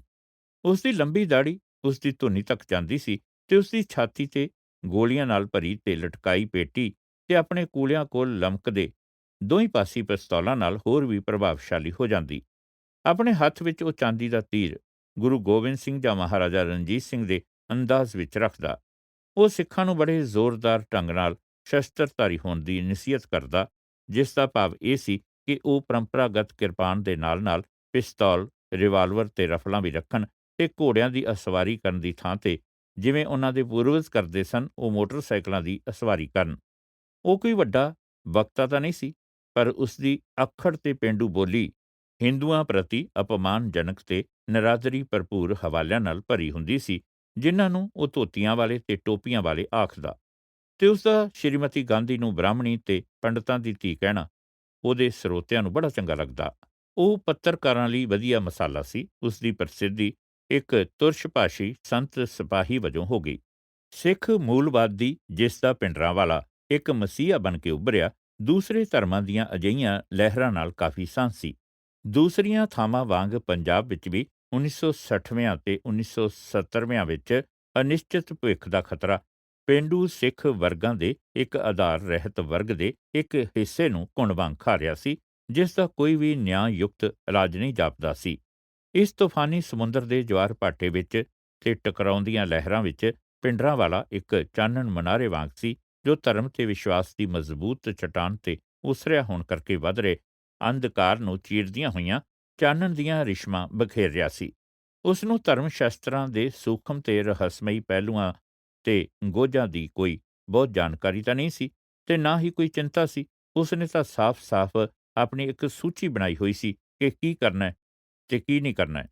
ਉਹ ਪਵਿੱਤਰ ਗ੍ਰੰਥ ਵਿੱਚੋਂ ਉਹ ਪੰਕਤੀਆਂ ਲੈਂਦਾ ਜੋ ਉਹਦੇ ਲਈ ਢੁਕਵੀਆਂ ਸਨ, ਤੇ ਦੂਸਰਿਆਂ ਨੂੰ ਜਾਂ ਤਾਂ ਅਣਗੌਲੀਆਂ ਛੱਡ ਦਿੰਦਾ ਜਾਂ ਆਪਣੀ ਮਰਜ਼ੀ ਦੇ ਤੋੜ ਮਰੋੜ ਕੇ ਅਰਥ ਕੱਢਦਾ ਤੇ ਵਿਆਖਿਆ ਕਰਦਾ। ਉਹ ਚੰਗੀ ਤਰ੍ਹਾਂ ਜਾਣਦਾ ਸੀ ਕਿ ਨਫ਼ਰਤ ਪ੍ਰੇਮ ਪਿਆਰ ਦੇ ਮੁਕਾਬਲੇ ਵਧੇਰੇ ਤਾਕਤਵਰ ਜਜ਼ਬਾ ਹੈ।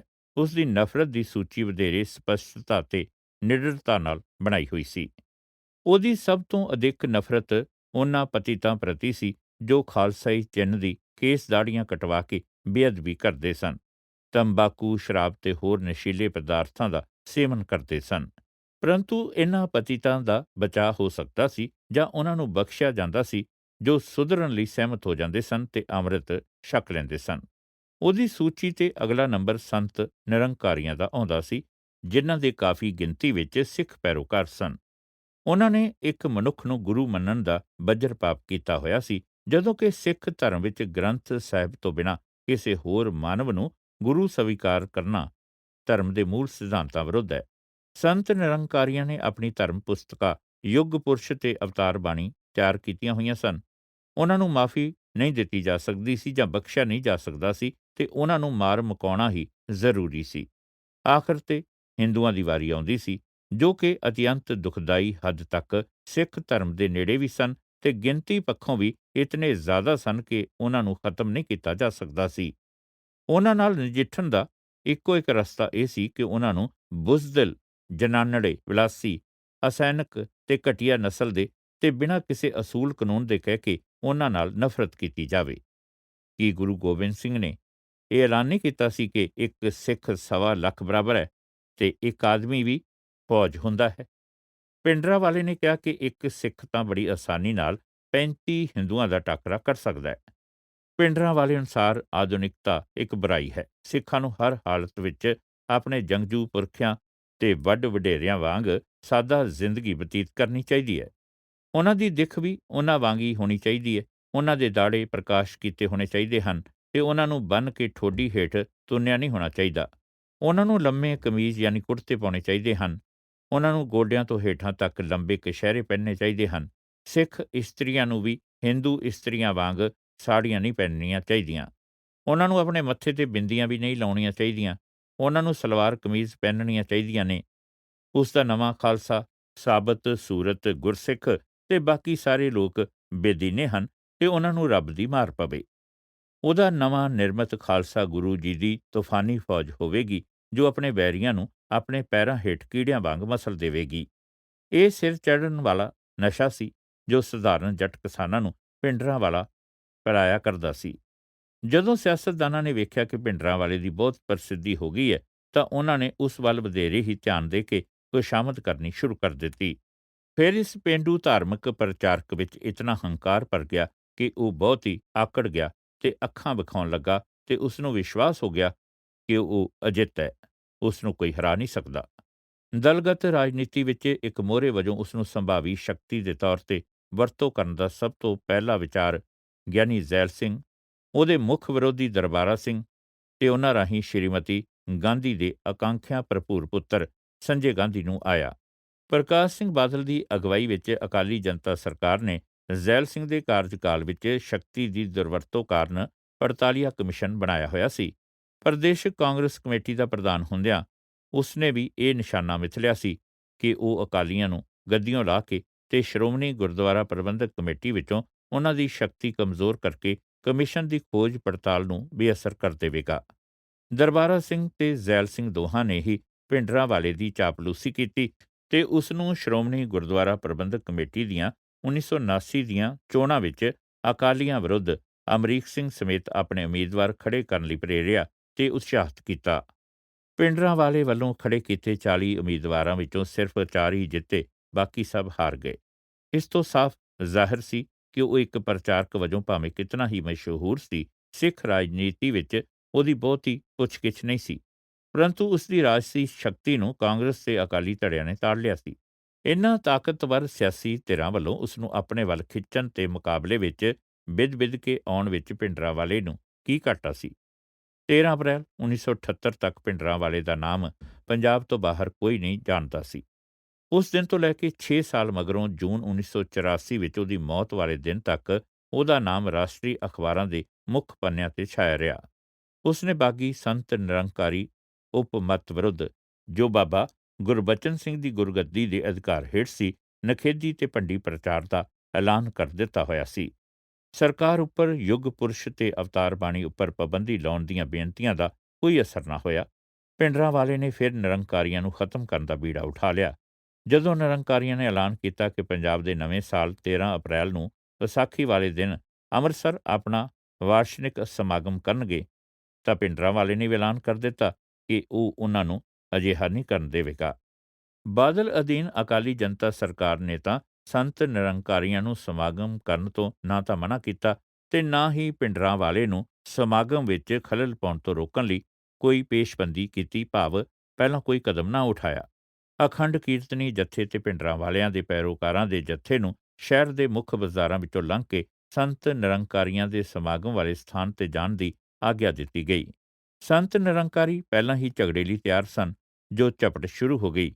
ਉਸ ਵਿੱਚ 17 ਆਦਮੀ, ਜੋ ਬਹੁਤ ਕਰਕੇ ਫੌਜਾ ਸਿੰਘ ਸਮੇਤ ਅਖੰਡ ਕੀਰਤਨੀ ਜੱਥੇ ਦੇ ਹੀ ਸਨ, ਮਾਰੇ ਗਏ।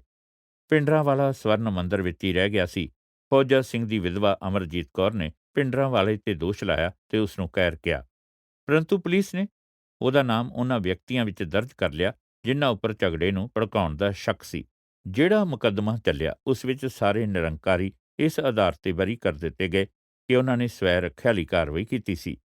ਭਿੰਡਰਾਂਵਾਲੇ ਨੇ ਖੁੱਲ੍ਹਮ-ਖੁੱਲ੍ਹਾ ਹਿੰਸਕ ਕਾਰਵਾਈਆਂ ਦੀ ਹਮਾਇਤ ਕਰਨੀ ਸ਼ੁਰੂ ਕਰ ਦਿੱਤੀ। 24 ਅਪ੍ਰੈਲ 1980 ਨੂੰ ਬਾਬਾ ਗੁਰਬਚਨ ਸਿੰਘ ਨਿਰੰਕਾਰੀ ਤੇ ਉਹਦਾ ਅੰਗ ਰੱਖਿਅਕ ਉਹਨਾਂ ਦੇ ਹੈੱਡਕੁਆਰਟਰ ਦਿੱਲੀ ਵਿੱਚ ਗੋਲੀ ਨਾਲ ਉਡਾ ਦਿੱਤੇ ਗਏ। ਕਾਤਲ ਬਚ ਕੇ ਨਿਕਲ ਗਏ। CBI ਨੇ ਰਪਟ ਵਿੱਚ 20 ਆਦਮੀਆਂ ਦੇ ਨਾਮ ਲਿਖਵਾਏ, ਜਿਸ ਵਿੱਚ ਬਹੁਤੇ ਭਿੰਡਰਾਂਵਾਲੇ ਦੇ ਚੇਲੇ ਸਨ ਤੇ ਭਿੰਡਰਾਂਵਾਲੇ ਉੱਪਰ ਕਤਲ ਦੀ ਸਾਜ਼ਿਸ਼ ਕਰਨ ਦਾ ਦੋਸ਼ ਲਾਇਆ ਗਿਆ। ਗਿਆਨੀ ਜ਼ੈਲ ਸਿੰਘ, ਜੋ ਉਸ ਸਮੇਂ ਗ੍ਰਹਿ ਮੰਤਰੀ ਸੀ, ਉਸਨੇ ਪੁਲਿਸ ਵੱਲੋਂ ਭਿੰਡਰਾਂਵਾਲੇ ਦੀ ਸ਼ਮੂਲੀਅਤ ਦੀ ਕਹਾਣੀ ਨੂੰ ਰੱਦ ਕਰ ਦਿੱਤਾ। ਦਰਬਾਰਾ ਸਿੰਘ, ਜੋ ਉਸ ਸਮੇਂ ਪੰਜਾਬ ਦਾ ਮੁੱਖ ਮੰਤਰੀ ਸੀ, ਉਸਨੇ ਵੀ ਭਿੰਡਰਾਂਵਾਲੇ ਵਿਰੁੱਧ ਕਾਰਵਾਈ ਕਰਨ ਦੀ ਲੋੜ ਨਾ ਸਮਝੀ। 1 ਸਾਲ ਮਗਰੋਂ 9 ਸਤੰਬਰ 1981 ਨੂੰ ਹਿੰਦ ਸਮਾਚਾਰ ਅਖਬਾਰ ਸਮੂਹ ਸਮੇਤ ਪੰਜਾਬ ਵਿੱਚ ਛਪਦੇ ਜਗਬਾਣੀ ਮਾਲਕ ਲਾਲਾ ਜਗਤ ਨਾਰਾਇਣ ਨੂੰ ਵੀ GT ਰੋਡ ਯਾਨੀ ਜਰਨੈਲੀ ਸੜਕ ਤੇ ਗੋਲੀਆਂ ਮਾਰ ਕੇ ਉਡਾ ਦਿੱਤਾ ਗਿਆ। ਪੰਜਾਬ ਕਾਂਗਰਸ ਪਾਰਟੀ ਦਾ ਸੈਕਟਰੀ ਹੁੰਦਿਆਂ ਹੋਇਆਂ ਉਸਨੇ ਪੰਜਾਬੀ ਹਿੰਦੂਆਂ ਨੂੰ ਪ੍ਰੇਰਿਆ ਸੀ ਕਿ ਉਹ ਹਿੰਦੀ ਨੂੰ ਆਪਣੀ ਮਾਤ ਭਾਸ਼ਾ ਲਿਖਵਾਉਣ। ਉਸਨੇ ਸੰਤ ਨਿਰੰਕਾਰੀਆਂ ਦੇ ਹੱਕ ਵਿੱਚ ਲਿਖਿਆ ਸੀ ਤੇ ਭਿੰਡਰਾਂਵਾਲੇ ਨਾਲ ਨਿਪਟਣ ਵਿੱਚ ਬੁਜ਼ਦਿਲੀ ਵਿਖਾਉਣ ਲਈ ਅਕਾਲੀ ਤੇ ਕਾਂਗਰਸ ਸਰਕਾਰਾਂ ਦੀ ਆਲੋਚਨਾ ਕੀਤੀ ਸੀ। FIR ਯਾਨੀ ਰਪਟ ਵਿੱਚ ਸ਼ੱਕੀਆਂ ਦੀ ਸੂਚੀ ਵਿੱਚ ਭਿੰਡਰਾਂਵਾਲੇ ਦਾ ਨਾਮ ਵੀ ਸ਼ਾਮਲ ਸੀ। ਉਸ ਨੂੰ ਗ੍ਰਿਫਤਾਰ ਕਰਨ ਦੀ ਥਾਂ ਮੁੱਖ ਮੰਤਰੀ ਦਰਬਾਰਾ ਸਿੰਘ ਨੇ ਆਕਾਸ਼ਵਾਣੀ ਤੇ ਐਲਾਨ ਕਰ ਦਿੱਤਾ ਕਿ ਭਿੰਡਰਾਂਵਾਲੇ ਦੀ ਗ੍ਰਿਫਤਾਰੀ ਲਈ ਵਾਰੰਟ ਜਾਰੀ ਕਰ ਦਿੱਤੇ ਗਏ ਹਨ। ਉਸ ਸਮੇਂ ਭਿੰਡਰਾਂਵਾਲਾ ਹਰਿਆਣਾ ਦੇ ਪਿੰਡ ਚੰਦੋ ਕਲਾ ਵਿੱਚ ਸੀ। ਹਰਿਆਣਾ ਪੁਲਿਸ ਨਹੀਂ ਸਮਝਦੀ ਸੀ ਕਿ ਉਸ ਨੂੰ ਗ੍ਰਿਫਤਾਰ ਕਰਨਾ ਉਸ ਦਾ ਕੰਮ ਸੀ। ਉਸ ਦਾ ਕਾਫਲਾ ਪੁਲਿਸ ਕਾਰ ਦੀ ਅਗਵਾਈ ਵਿੱਚ ਬੜੇ ਆਰਾਮ ਨਾਲ ਹਰਿਆਣੇ ਵਿੱਚੋਂ ਹੁੰਦਾ ਹੋਇਆ ਪੰਜਾਬ ਤੱਕ 300 ਮੀਲ ਦਾ ਸਫ਼ਰ 7 ਦਿਨਾਂ ਵਿੱਚ ਕਰਕੇ ਆਪਣੇ ਸਦਰ ਮੁਕਾਮ ਚੌਕ ਮਹਿਤਾ ਪਹੁੰਚਿਆ। ਭਿੰਡਰਾਂਵਾਲੇ ਨੇ ਖੁਦ ਪੰਜਾਬ ਪੁਲਿਸ ਸਾਹਮਣੇ ਗ੍ਰਿਫਤਾਰੀ ਲਈ ਪੇਸ਼ ਹੋਣ ਦੇ ਸਮੇਂ ਤੇ ਸੰਸਥਾਨ ਬਾਰੇ ਐਲਾਨ ਕੀਤਾ।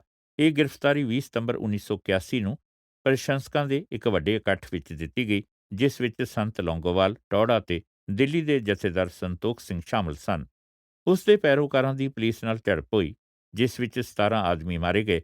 ਭਿੰਡਰਾਂਵਾਲੇ ਨੂੰ ਪੁਲਿਸ ਦੀ ਨਜ਼ਰਬੰਦੀ ਵਿੱਚ ਰੱਖਣ ਦੀ ਥਾਂ ਤੇ ਪੁਲਿਸ ਨੇ ਉਸ ਨੂੰ ਇੱਕ ਆਰਾਮ ਘਰ ਵਿੱਚ ਰੱਖਿਆ, ਜੋ ਸਰਕਾਰ ਦੇ ਮੰਤਰੀਆਂ ਤੇ ਸੀਨੀਅਰ ਅਧਿਕਾਰੀਆਂ ਲਈ ਰਾਖਵਾਂ ਹੁੰਦਾ ਹੈ। ਅਕਾਲੀ ਨੇਤਾਵਾਂ ਦੇ ਜ਼ੋਰ ਦੇਣ ਤੇ ਉਸ ਨੂੰ ਕੁਝ ਦਿਨ ਮਗਰੋਂ 15 ਅਕਤੂਬਰ ਨੂੰ ਰਿਹਾ ਕਰ ਦਿੱਤਾ ਗਿਆ। ਇਹ ਗਿਆਨੀ ਜ਼ੈਲ ਸਿੰਘ ਗ੍ਰਹਿ ਮੰਤਰੀ ਦੇ ਦਖਲ ਤੋਂ ਬਿਨਾਂ ਸੰਭਵ ਨਹੀਂ ਹੋ ਸਕਦਾ ਸੀ ਤੇ ਉਸਨੇ ਵੀ ਭਾਰਤ ਦੀ ਪ੍ਰਧਾਨ ਮੰਤਰੀ ਇੰਦਰਾ ਗਾਂਧੀ ਤੋਂ ਮਨਜ਼ੂਰੀ ਲੈਣ ਪਿੱਛੋਂ ਹੀ ਅਜਿਹਾ ਕੀਤਾ ਸੀ। ਭਿੰਡਰਾਂਵਾਲਾ ਇੱਕ ਨਾਇਕ ਬਣ ਕੇ ਉਭਰਿਆ। ਉਸਨੇ ਬਾਬਾ ਗੁਰਬਚਨ ਸਿੰਘ ਤੇ ਲਾਲਾ ਜਗਤ ਨਾਰਾਇਣ ਦੇ ਕਤਲ ਵਿੱਚ ਕਿਸੇ ਪ੍ਰਕਾਰ ਦਾ ਹੱਥ ਹੋਣ ਤੋਂ ਇਨਕਾਰ ਕੀਤਾ, ਪਰੰਤੂ ਉਹਨਾਂ ਦੇ ਕਤਲਾਂ ਦਾ ਉਤਸ਼ਾਹ ਨਾਲ ਸਮਰਥਨ ਕੀਤਾ ਤੇ ਖੁੱਲ੍ਹੇਆਮ ਕਿਹਾ, ਜਿਨ੍ਹਾਂ ਨੇ ਵੀ ਇਹ ਕਾਰਨਾਮੇ ਸਿਰੇ ਚਾੜੇ ਹਨ, ਉਹਨਾਂ ਦਾ ਅਕਾਲ ਤਖਤ ਵੱਲੋਂ ਸਨਮਾਨ ਕੀਤਾ ਜਾਣਾ ਚਾਹੀਦਾ ਹੈ। ਜੇ ਉਹ ਮੇਰੇ ਕੋਲ ਆਉਣ ਤਾਂ ਮੈਂ ਉਹਨਾਂ ਨੂੰ ਸੋਨੇ ਦੇ ਬਰਾਬਰ ਤੋਲ ਕੇ ਇਨਾਮ ਦਿਆਂਗਾ। 9 ਨਵੰਬਰ 1981 ਨੂੰ ਚੌਕ ਮਹਿਤਾ ਵਿੱਚ ਇੱਕ ਧਮਾਕਾ ਹੋਇਆ, ਜਿਸ ਨਾਲ 3 ਨਿਵਾਸੀ ਮਾਰੇ ਗਏ।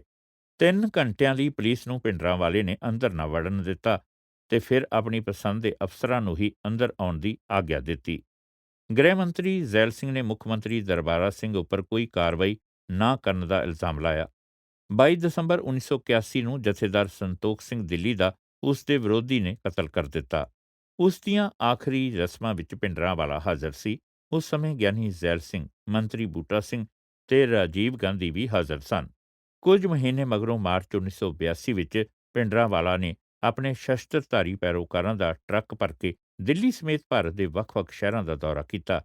ਹੁਣ ਦਰਬਾਰਾ ਸਿੰਘ ਦੀ ਜ਼ੈਲ ਸਿੰਘ ਉੱਪਰ ਇਹ ਇਲਜ਼ਾਮ ਲਾਉਣ ਦੀ ਵਾਰੀ ਸੀ ਕਿ ਉਸਨੇ ਜਾਣ-ਬੁੱਝ ਕੇ ਭਿੰਡਰਾਂਵਾਲੇ ਨੂੰ ਗ੍ਰਿਫਤਾਰ ਨਹੀਂ ਕੀਤਾ ਤੇ ਉਸ ਦੇ ਪੈਰੋਕਾਰਾਂ ਦੇ ਹਥਿਆਰ ਨਹੀਂ ਖੋਏ, ਜਿਨ੍ਹਾਂ ਵਿੱਚੋਂ ਬਹੁਤ ਗੈਰ ਲਾਇਸੈਂਸੀ ਸਨ। ਲਗਭਗ ਸਾਲ ਮਗਰੋਂ ਕੇਂਦਰੀ ਸਰਕਾਰ ਨੇ ਮਹਿਸੂਸ ਕੀਤਾ ਕਿ ਉਹ ਭਿੰਡਰਾਂਵਾਲੇ ਨੂੰ ਆਪਣੇ ਲਾਭ ਲਈ ਵਰਤ ਨਹੀਂ ਸਕੇਗੀ ਤੇ ਉਸਨੇ ਪੰਜਾਬ ਦੇ ਮੁੱਖ ਮੰਤਰੀ ਦਰਬਾਰਾ ਸਿੰਘ ਨੂੰ ਹਦਾਇਤ ਕੀਤੀ ਕਿ ਉਹ ਭਿੰਡਰਾਂਵਾਲੇ ਵਿਰੁੱਧ ਕੋਈ ਸਖਤ ਤੇ ਨਿਰਣਾਇਕ ਕਦਮ ਉਠਾਏ।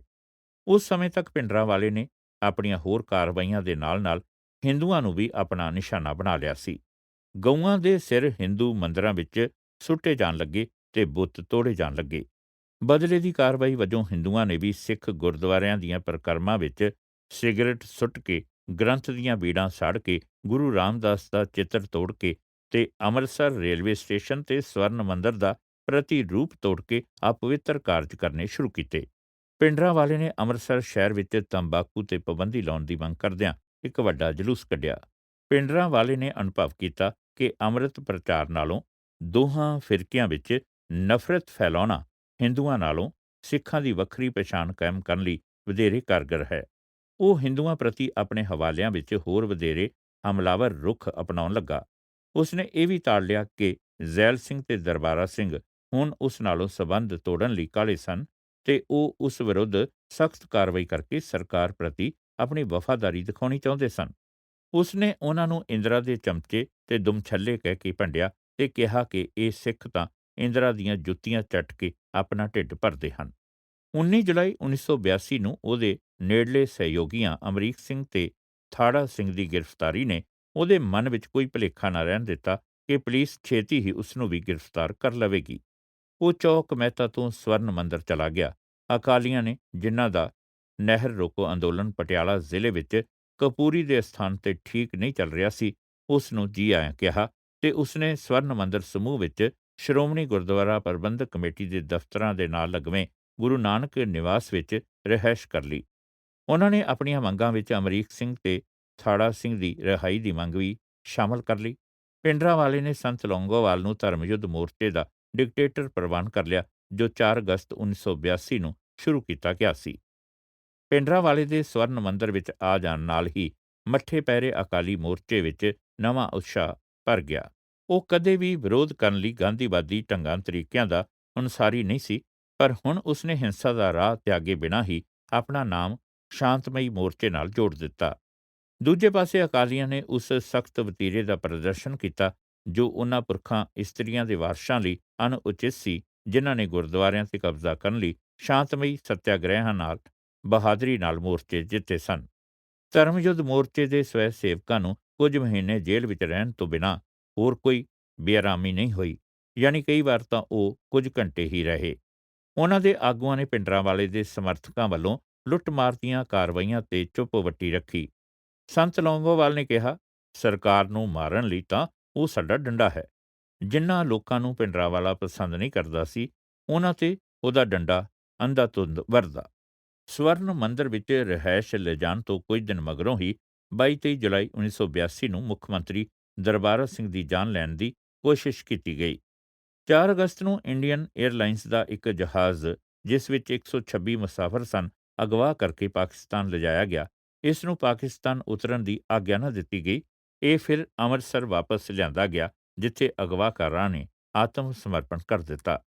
2 ਹਫ਼ਤੇ ਪਿੱਛੋਂ 20 ਅਗਸਤ ਨੂੰ ਇੱਕ ਹੋਰ ਜਹਾਜ਼ ਅਗਵਾ ਕਰ ਲਿਆ ਗਿਆ। ਇਸ ਨੂੰ ਲਾਹੌਰ ਉਤਰਨ ਦੀ ਆਗਿਆ ਨਾ ਦਿੱਤੀ ਗਈ ਤੇ ਜਦੋਂ ਇਹ ਆਖਰ ਉਤਰਿਆ ਤਾਂ ਅਗਵਾਕਾਰ ਨੂੰ ਗੋਲੀ ਮਾਰ ਦਿੱਤੀ ਗਈ।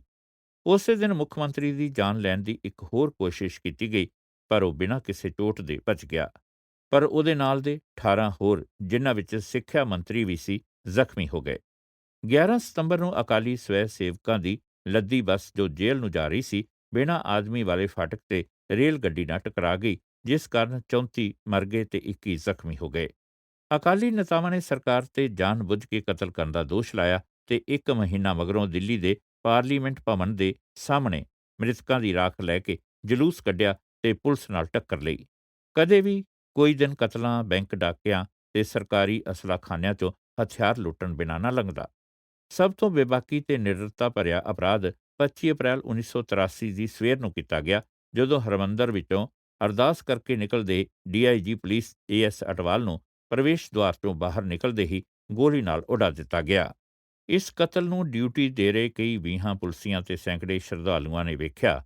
ਕਾਤਲ ਬੜੇ ਆਰਾਮ ਨਾਲ ਬਾਜ਼ਾਰ ਵਿੱਚੋਂ ਲੰਘ ਕੇ ਫਿਰ ਹਰਮੰਦਰ ਸਮੂਹ ਵਿੱਚ ਜਾ ਵੜੇ ਤੇ ਕਿਸੇ ਨੇ ਵੀ ਪਿੱਛਾ ਕਰਕੇ ਉਹਨਾਂ ਨੂੰ ਫੜਨ ਦਾ ਸਾਹਸ ਨਾ ਕੀਤਾ। ਹਿੰਸਕ ਕਾਰਵਾਈਆਂ ਘਟਣ ਤੱਕ ਮੋਰਚਾ ਮੁਲਤਵੀ ਕਰਨ ਦੀ ਥਾਂ ਅਕਾਲੀਆਂ ਨੇ ਇੱਕ ਹੋਰ ਮੋਰਚਾ ਲਾ ਦਿੱਤਾ। ਨਹਿਰ ਰੋਕੋ ਮਗਰੋਂ 4 ਅਪ੍ਰੈਲ 1983 ਨੂੰ ਰਾਸਤਾ ਰੋਕੋ ਤੇ 17 ਜੂਨ ਨੂੰ ਰੇਲ ਰੋਕੋ ਤੇ 29 ਅਗਸਤ ਨੂੰ ਕੰਮ ਰੋਕੋ ਨਵੇਂ ਮੁਹਾਜ਼ ਖੋਲ੍ਹ ਦਿੱਤੇ ਗਏ। ਉਸ ਸਮੇਂ ਹੀ ਮੌਤ ਦੇ ਘਾਟ ਉਤਾਰੇ ਜਾਣ ਵਾਲਿਆਂ ਦੀਆਂ ਸੂਚੀਆਂ ਜਾਰੀ ਕਰ ਦਿੱਤੀਆਂ ਗਈਆਂ। ਨਿਸ਼ਾਨੇ ਉੱਪਰ ਦੈਨਿਕ ਪ੍ਰਤਾਪ ਜਲੰਧਰ ਦਾ ਸੰਪਾਦਕ ਵਰਿੰਦਰ ਸੀ। ਉਸ ਦੇ ਸਰਨਾਮੇ ਤੇ ਭੇਜੇ ਗਏ ਪਾਰਸਲ ਨਾਲ ਉਸ ਦੇ 2 ਮੁਲਾਜ਼ਮ ਮਾਰੇ ਗਏ। ਇਹ ਨਿਰੰਤਰ ਹੋ ਰਹੇ ਕਤਲਾਂ ਵਿੱਚ ਸਭ ਤੋਂ ਕਾਇਰਤਾਪੂਰਨ ਕੁਕਰਮ ਅੰਮ੍ਰਿਤਸਰ ਤੋਂ ਦਿੱਲੀ ਜਾ ਰਹੀ ਬੱਸ ਦਾ ਢਿਲਵਾਂ ਪਿੰਡ ਕੋਲ ਅਗਵਾ ਕਰਕੇ 6 ਹਿੰਦੂ ਮੁਸਾਫਰਾਂ ਨੂੰ ਬੱਸ ਵਿੱਚੋਂ ਲਾਹ ਕੇ ਗੋਲੀ ਮਾਰਨ ਦਾ ਅਪਰਾਧ ਸੀ। ਇਹ ਸਪਸ਼ਟ ਹੋ ਗਿਆ ਸੀ ਕਿ ਇਸ ਵਧ ਰਹੀ ਹਿੰਸਾ ਨੂੰ ਦਰਬਾਰਾ ਸਿੰਘ ਸਰਕਾਰ ਰੋਕ ਸਕਣ ਦੇ ਸਮਰੱਥ ਨਹੀਂ ਸੀ। ਅਗਲੇ ਦਿਨ 6 ਅਕਤੂਬਰ 1983 ਨੂੰ ਉਹਦੀ ਸਰਕਾਰ ਬਰਤਰਫ ਕਰਕੇ ਰਾਸ਼ਟਰਪਤੀ ਰਾਜ ਲਾਗੂ ਕਰ ਦਿੱਤਾ ਗਿਆ। ਭਿੰਡਰਾਂਵਾਲੇ ਨੇ ਦਰਬਾਰਾ ਸਿੰਘ ਦੇ ਪਤਨ ਨੂੰ ਆਪਣੀ ਜਿੱਤ ਸਮਝਿਆ ਤੇ ਉਹ ਭਾਸ਼ਣਾਂ ਤੇ ਬੋਲ ਬੁਲਾਰੇ ਵਿੱਚ ਹੋਰ ਵੀ ਅਰੋਕ ਤੇ ਅਸੰਜਮੀ ਹੋ ਗਿਆ। ਸਵਰਨ ਮੰਦਰ ਸਮੂਹ ਵਿੱਚ ਵੱਖ-ਵੱਖ ਧੜਿਆਂ ਵਿੱਚ ਵੀ ਤਣਾਅ ਵਧਣਾ ਸ਼ੁਰੂ ਹੋ ਗਿਆ। ਇੱਕ ਪਾਸੇ ਸੰਤ ਲੌਂਗੋਵਾਲ ਸਨ, ਜੋ ਘੱਟ ਬੋਲਣ ਵਾਲਿਆਂ ਦੀ ਬਹੁ ਗਿਣਤੀ ਦੀ ਪ੍ਰਤੀਨਿਧਤਾ ਕਰਦੇ ਸਨ, ਜਿਨ੍ਹਾਂ ਵਿੱਚ ਪ੍ਰਕਾਸ਼ ਸਿੰਘ ਬਾਦਲ ਦੇ ਸਮਰਥਕ ਸਨ, ਜੋ ਹਿੰਸਾ ਦਾ ਵਿਰੋਧ ਕਰਦੇ ਸਨ ਤੇ ਸਰਕਾਰ ਨਾਲ ਕਿਸੇ ਸਮਝੌਤੇ ਦੇ ਹਾਮੀ ਸਨ। ਦੂਜੇ ਪਾਸੇ ਭਿੰਡਰਾਂਵਾਲਾ ਤੇ ਉਤਨੇ ਹੀ ਹਿੰਸਕ ਬੱਬਰ ਖਾਲਸਾ ਤੇ ਅਖੰਡ ਕੀਰਤਨੀ ਜੱਥੇ ਵਾਲੇ ਸਨ, ਜੋ ਇੱਕ ਦੂਸਰੇ ਦੇ ਵੀ ਕੱਟੜ ਵਿਰੋਧੀ ਸਨ, ਪਰੰਤੂ ਉਹ ਸਿੱਖ ਰਾਜ ਸਥਾਪਿਤ ਕਰਨ ਦੇ ਜੋਸ਼ ਨਾਲ ਉਬਲ ਰਹੇ ਸਨ। ਜੇ ਉਹ ਸਿੱਖ ਜਨਤਾ ਨੂੰ ਆਪਣੇ ਦ੍ਰਿਸ਼ਟੀਕੋਣ ਨਾਲ ਸਹਿਮਤ ਕਰਨ ਵਿੱਚ ਸਫਲ ਨਾ ਹੋਏ ਤਾਂ ਉਹ ਆਪਣੇ ਨਿਸ਼ਾਨੇ ਦੀ ਪ੍ਰਾਪਤੀ ਲਈ ਪੰਜਾਬੀ ਹਿੰਦੂਆਂ ਨੂੰ ਡਰਾ ਕੇ ਪੰਜਾਬ ਛੱਡ ਦੇਣ ਲਈ ਮਜਬੂਰ ਕਰ ਦੇਣਗੇ ਤੇ ਇਸ ਤਰ੍ਹਾਂ ਭਾਰਤ ਦੇ ਦੂਸਰੇ ਭਾਗਾਂ ਦੇ ਹਿੰਦੂਆਂ ਵਿੱਚ ਗੁੱਸਾ ਲਿਆ ਕੇ ਤੇ ਉਤੇਜਿਤ ਕਰਕੇ ਸਿੱਖਾਂ ਨੂੰ ਉੱਥੋਂ ਕੱਢ ਦੇਣ ਲਈ ਤੇ ਪੰਜਾਬ ਆਉਣ ਲਈ ਉਹ ਮਜਬੂਰ ਕਰ ਦੇਣਗੇ। ਜੇ ਇਸ ਤਰ੍ਹਾਂ ਕਰਕੇ ਉਹ ਸਿੱਖਾਂ ਦਾ ਅਨੁਪਾਤ 60 ਤੇ ਹਿੰਦੂਆਂ ਦੇ 40 ਤੋਂ ਸਿੱਖਾਂ ਦਾ ਅਨੁਪਾਤ 80% ਕਰਨ ਵਿੱਚ ਸਫਲ ਹੋ ਗਏ ਤਾਂ ਉਹ ਘੱਟੋ-ਘੱਟ ਕਾਨੂੰਨੀ ਤੌਰ ਤੇ ਨਾ ਸਹੀ ਯਥਾਰਥਕ ਰੂਪ ਵਿੱਚ ਖਾਲਿਸਤਾਨ ਪ੍ਰਾਪਤ ਕਰ ਲੈਣਗੇ। ਭਿੰਡਰਾਂਵਾਲੇ ਨੂੰ ਲੌਂਗੋਵਾਲ ਦਲ ਦੇ ਅਕਾਲੀਆਂ ਨਾਲ ਨਫ਼ਰਤ ਸੀ ਅਤੇ ਉਹ ਬਾਦਲ ਦੇ ਪ੍ਰਾਣਾਂ ਦਾ ਵੈਰੀ ਸੀ, ਪਰ ਉਹ ਬੱਬਰ ਖਾਲਸਾ ਤੇ ਅਖੰਡ ਕੀਰਤਨੀ ਜੱਥੇ ਤੋਂ ਡਰਦਾ ਸੀ। 3 ਮਹੀਨਿਆਂ ਲਈ 3 ਧੜੇ ਹੀ ਸ਼੍ਰੋਮਣੀ ਗੁਰਦੁਆਰਾ ਪ੍ਰਬੰਧਕ ਕਮੇਟੀ ਦੇ ਦਫ਼ਤਰਾਂ ਦੇ ਨਾਲ ਲੱਗਦੀ ਸਰਾਂ ਵਿੱਚ ਸਵਰਨ ਮੰਦਰ ਸਮੂਹ ਦੇ ਚੜ੍ਹਦੇ ਪਾਸੇ ਰਹੇ। ਉਹਨਾਂ ਦਾ ਆਪਸ ਵਿੱਚ ਕਈ ਵਾਰ ਗਾਲਮੰਦਾ ਤੇ ਧੱਕਾ ਮੁੱਕੀ ਵੀ ਹੋ ਜਾਂਦਾ।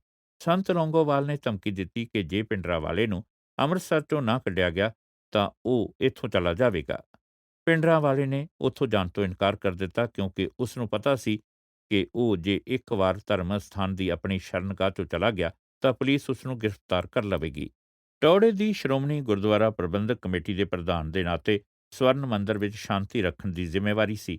ਉਸਨੇ ਨਾ ਚਾਹੁੰਦੇ ਹੋਏ ਗਿਆਨੀ ਕਿਰਪਾਲ ਸਿੰਘ ਤੇ ਦਬਾਅ ਪਾਇਆ ਕਿ ਉਹ ਭਿੰਡਰਾਂਵਾਲੇ ਤੇ ਉਸਦੇ ਸਾਥੀਆਂ ਨੂੰ ਅਕਾਲ ਤਖ਼ਤ ਦੀਆਂ ਉੱਪਰਲੀਆਂ 2 ਮੰਜ਼ਲਾਂ ਤੇ ਚਲੇ ਜਾਣ ਦੀ ਆਗਿਆ ਦੇ ਦੇਵੇ, ਕਿਉਂ ਜੋ ਉਹ ਹੀ ਉਸ ਸਮੇਂ ਅਕਾਲ ਤਖ਼ਤ ਦਾ ਜਥੇਦਾਰ ਸੀ।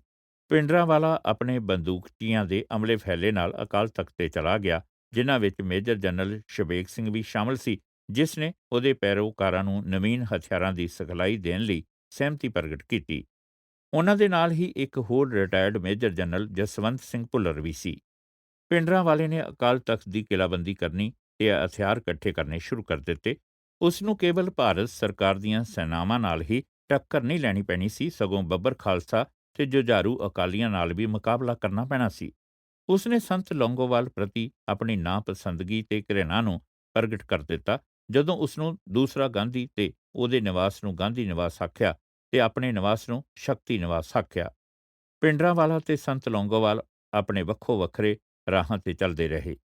12 ਅਪ੍ਰੈਲ 1984 ਨੂੰ ਸਾਬਕਾ ਐਮਐਲਏ ਹਰਬੰਸ ਲਾਲ ਖੰਨਾ ਤੇ ਜਨਤਾ ਪਾਰਟੀ ਦਾ ਜ਼ਿਲ੍ਹਾ ਪ੍ਰਧਾਨ ਅੰਮ੍ਰਿਤਸਰ ਵਿੱਚ ਮਾਰ ਦਿੱਤਾ ਗਿਆ। ਅਗਲੇ ਦਿਨ ਉਹਦੇ ਦਾਹ ਸੰਸਕਾਰ ਸਮੇਂ 3 ਅਪ੍ਰੈਲ ਨੂੰ ਪੰਜਾਬੀ ਸਾਹਿਤ ਦੇ professor Vishwanath Tiwari member parliament ਨੂੰ ਚੰਡੀਗੜ੍ਹ ਵਿੱਚ ਉਹਦੇ ਘਰ ਵਿੱਚ ਹੀ ਗੋਲੀ ਮਾਰ ਕੇ ਮਾਰ ਦਿੱਤਾ ਗਿਆ। ਅਪ੍ਰੈਲ 14 ਨੂੰ ਸੁਰਿੰਦਰ ਸਿੰਘ ਸੋਢੀ, ਜਿਸ ਨੂੰ ਭਿੰਡਰਾਂਵਾਲਾ ਆਪਣਾ ਭਰਾ ਆਖਿਆ ਕਰਦਾ ਸੀ, ਉਹਦੀ ਇੱਕ ਇਸਤਰੀ ਸਾਥਣ ਨੇ ਹਰਿਮੰਦਰ ਸਾਹਿਬ ਦੇ ਬਾਹਰ ਚਾਹ ਦੀ ਦੁਕਾਨ ਤੇ ਮਾਰ ਦਿੱਤਾ। ਅਗਲੇ ਦਿਨ ਉਸ ਇਸਤਰੀ ਦੀ ਟੁਕੜੇ-ਟੁਕੜੇ ਹੋਈ ਲਾਸ਼ ਗੰਦੇ ਨਾਲੇ ਵਿੱਚੋਂ ਮਿਲੀ। ਭਿੰਡਰਾਂਵਾਲੇ ਨੇ ਸੋਢੀ ਦੇ ਕਤਲ ਦਾ ਬਦਲਾ 24 ਘੰਟਿਆਂ ਅੰਦਰ ਲੈ ਲੈਣ ਦੀ ਫੜ ਮਾਰੀ। 12 ਮਈ 1984 ਨੂੰ ਰਮੇਸ਼ ਚੰਦਰ, ਜੋ ਆਪਣੇ ਪਿਤਾ ਜਗਤ ਨਰੈਣ ਮਗਰੋਂ ਹਿੰਦ ਸਮਾਚਾਰ ਸਮੂਹ ਦਾ ਸੰਪਾਦਕ ਬਣਿਆ, ਉਸ ਨੂੰ ਉਹਦੇ ਦਫ਼ਤਰ ਵਿੱਚ ਜਲੰਧਰ ਵਿੱਚ ਹੀ ਕਤਲ ਕਰ ਦਿੱਤਾ ਗਿਆ। ਇਸ ਖਿਆਲ ਨਾਲ ਕਿ ਉਹ ਸਾਹਸਪੂਰਵਕ ਤੇ ਧੜੱਲੇਦਾਰ ਕਾਰਵਾਈ ਦੂਸਰਿਆਂ ਨਾਲੋਂ ਪਿੱਛੇ ਨਾ ਰਹਿ ਜਾਵੇ, ਸੰਤ ਲੌਂਗੋਵਾਲ ਨੇ ਐਲਾਨ ਕਰ ਦਿੱਤਾ ਕਿ ਸਿੱਖ ਗੁਰੂ ਅਰਜਨ ਦੇਵ ਜੀ ਦੇ ਸ਼ਹੀਦੀ ਦਿਵਸ ਦੇ ਸਮੇਂ 3 ਜੂਨ 1984 ਤੋਂ ਨਾ ਮਿਲਵਰਤਨ ਅੰਦੋਲਨ ਸ਼ੁਰੂ ਕਰਨਗੇ। ਉਹ ਸਰਕਾਰ ਨੂੰ ਮਾਮਲਾ ਆਬਿਆਨਾ ਤੇ ਬਿਜਲੀ ਦੇ ਬਿੱਲ ਨਹੀਂ ਦੇਣਗੇ ਤੇ ਪੰਜਾਬ ਤੋਂ ਬਾਹਰ ਅਨਾਜ ਜਾਣਾ ਬੰਦ ਕਰ ਦੇਣਗੇ। ਆਪਣੇ ਨਵੇਂ ਸਲਾਹਕਾਰਾਂ ਦੀ ਸਲਾਹ ਤੇ ਸ਼੍ਰੀਮਤੀ ਗਾਂਧੀ ਨੇ ਫੈਸਲਾ ਕਰ ਲਿਆ ਕਿ ਹੁਣ ਅਕਾਲੀਆਂ ਤੇ ਭਿੰਡਰਾਂਵਾਲੇ ਨਾਲ ਲੇਖਾ ਚੁਕਾਉਣ ਦਾ ਮੌਕਾ ਆ ਗਿਆ ਹੈ। ਬਾਕੀ ਅਗਲੇ ਹਿੱਸੇ ਵਿੱਚ।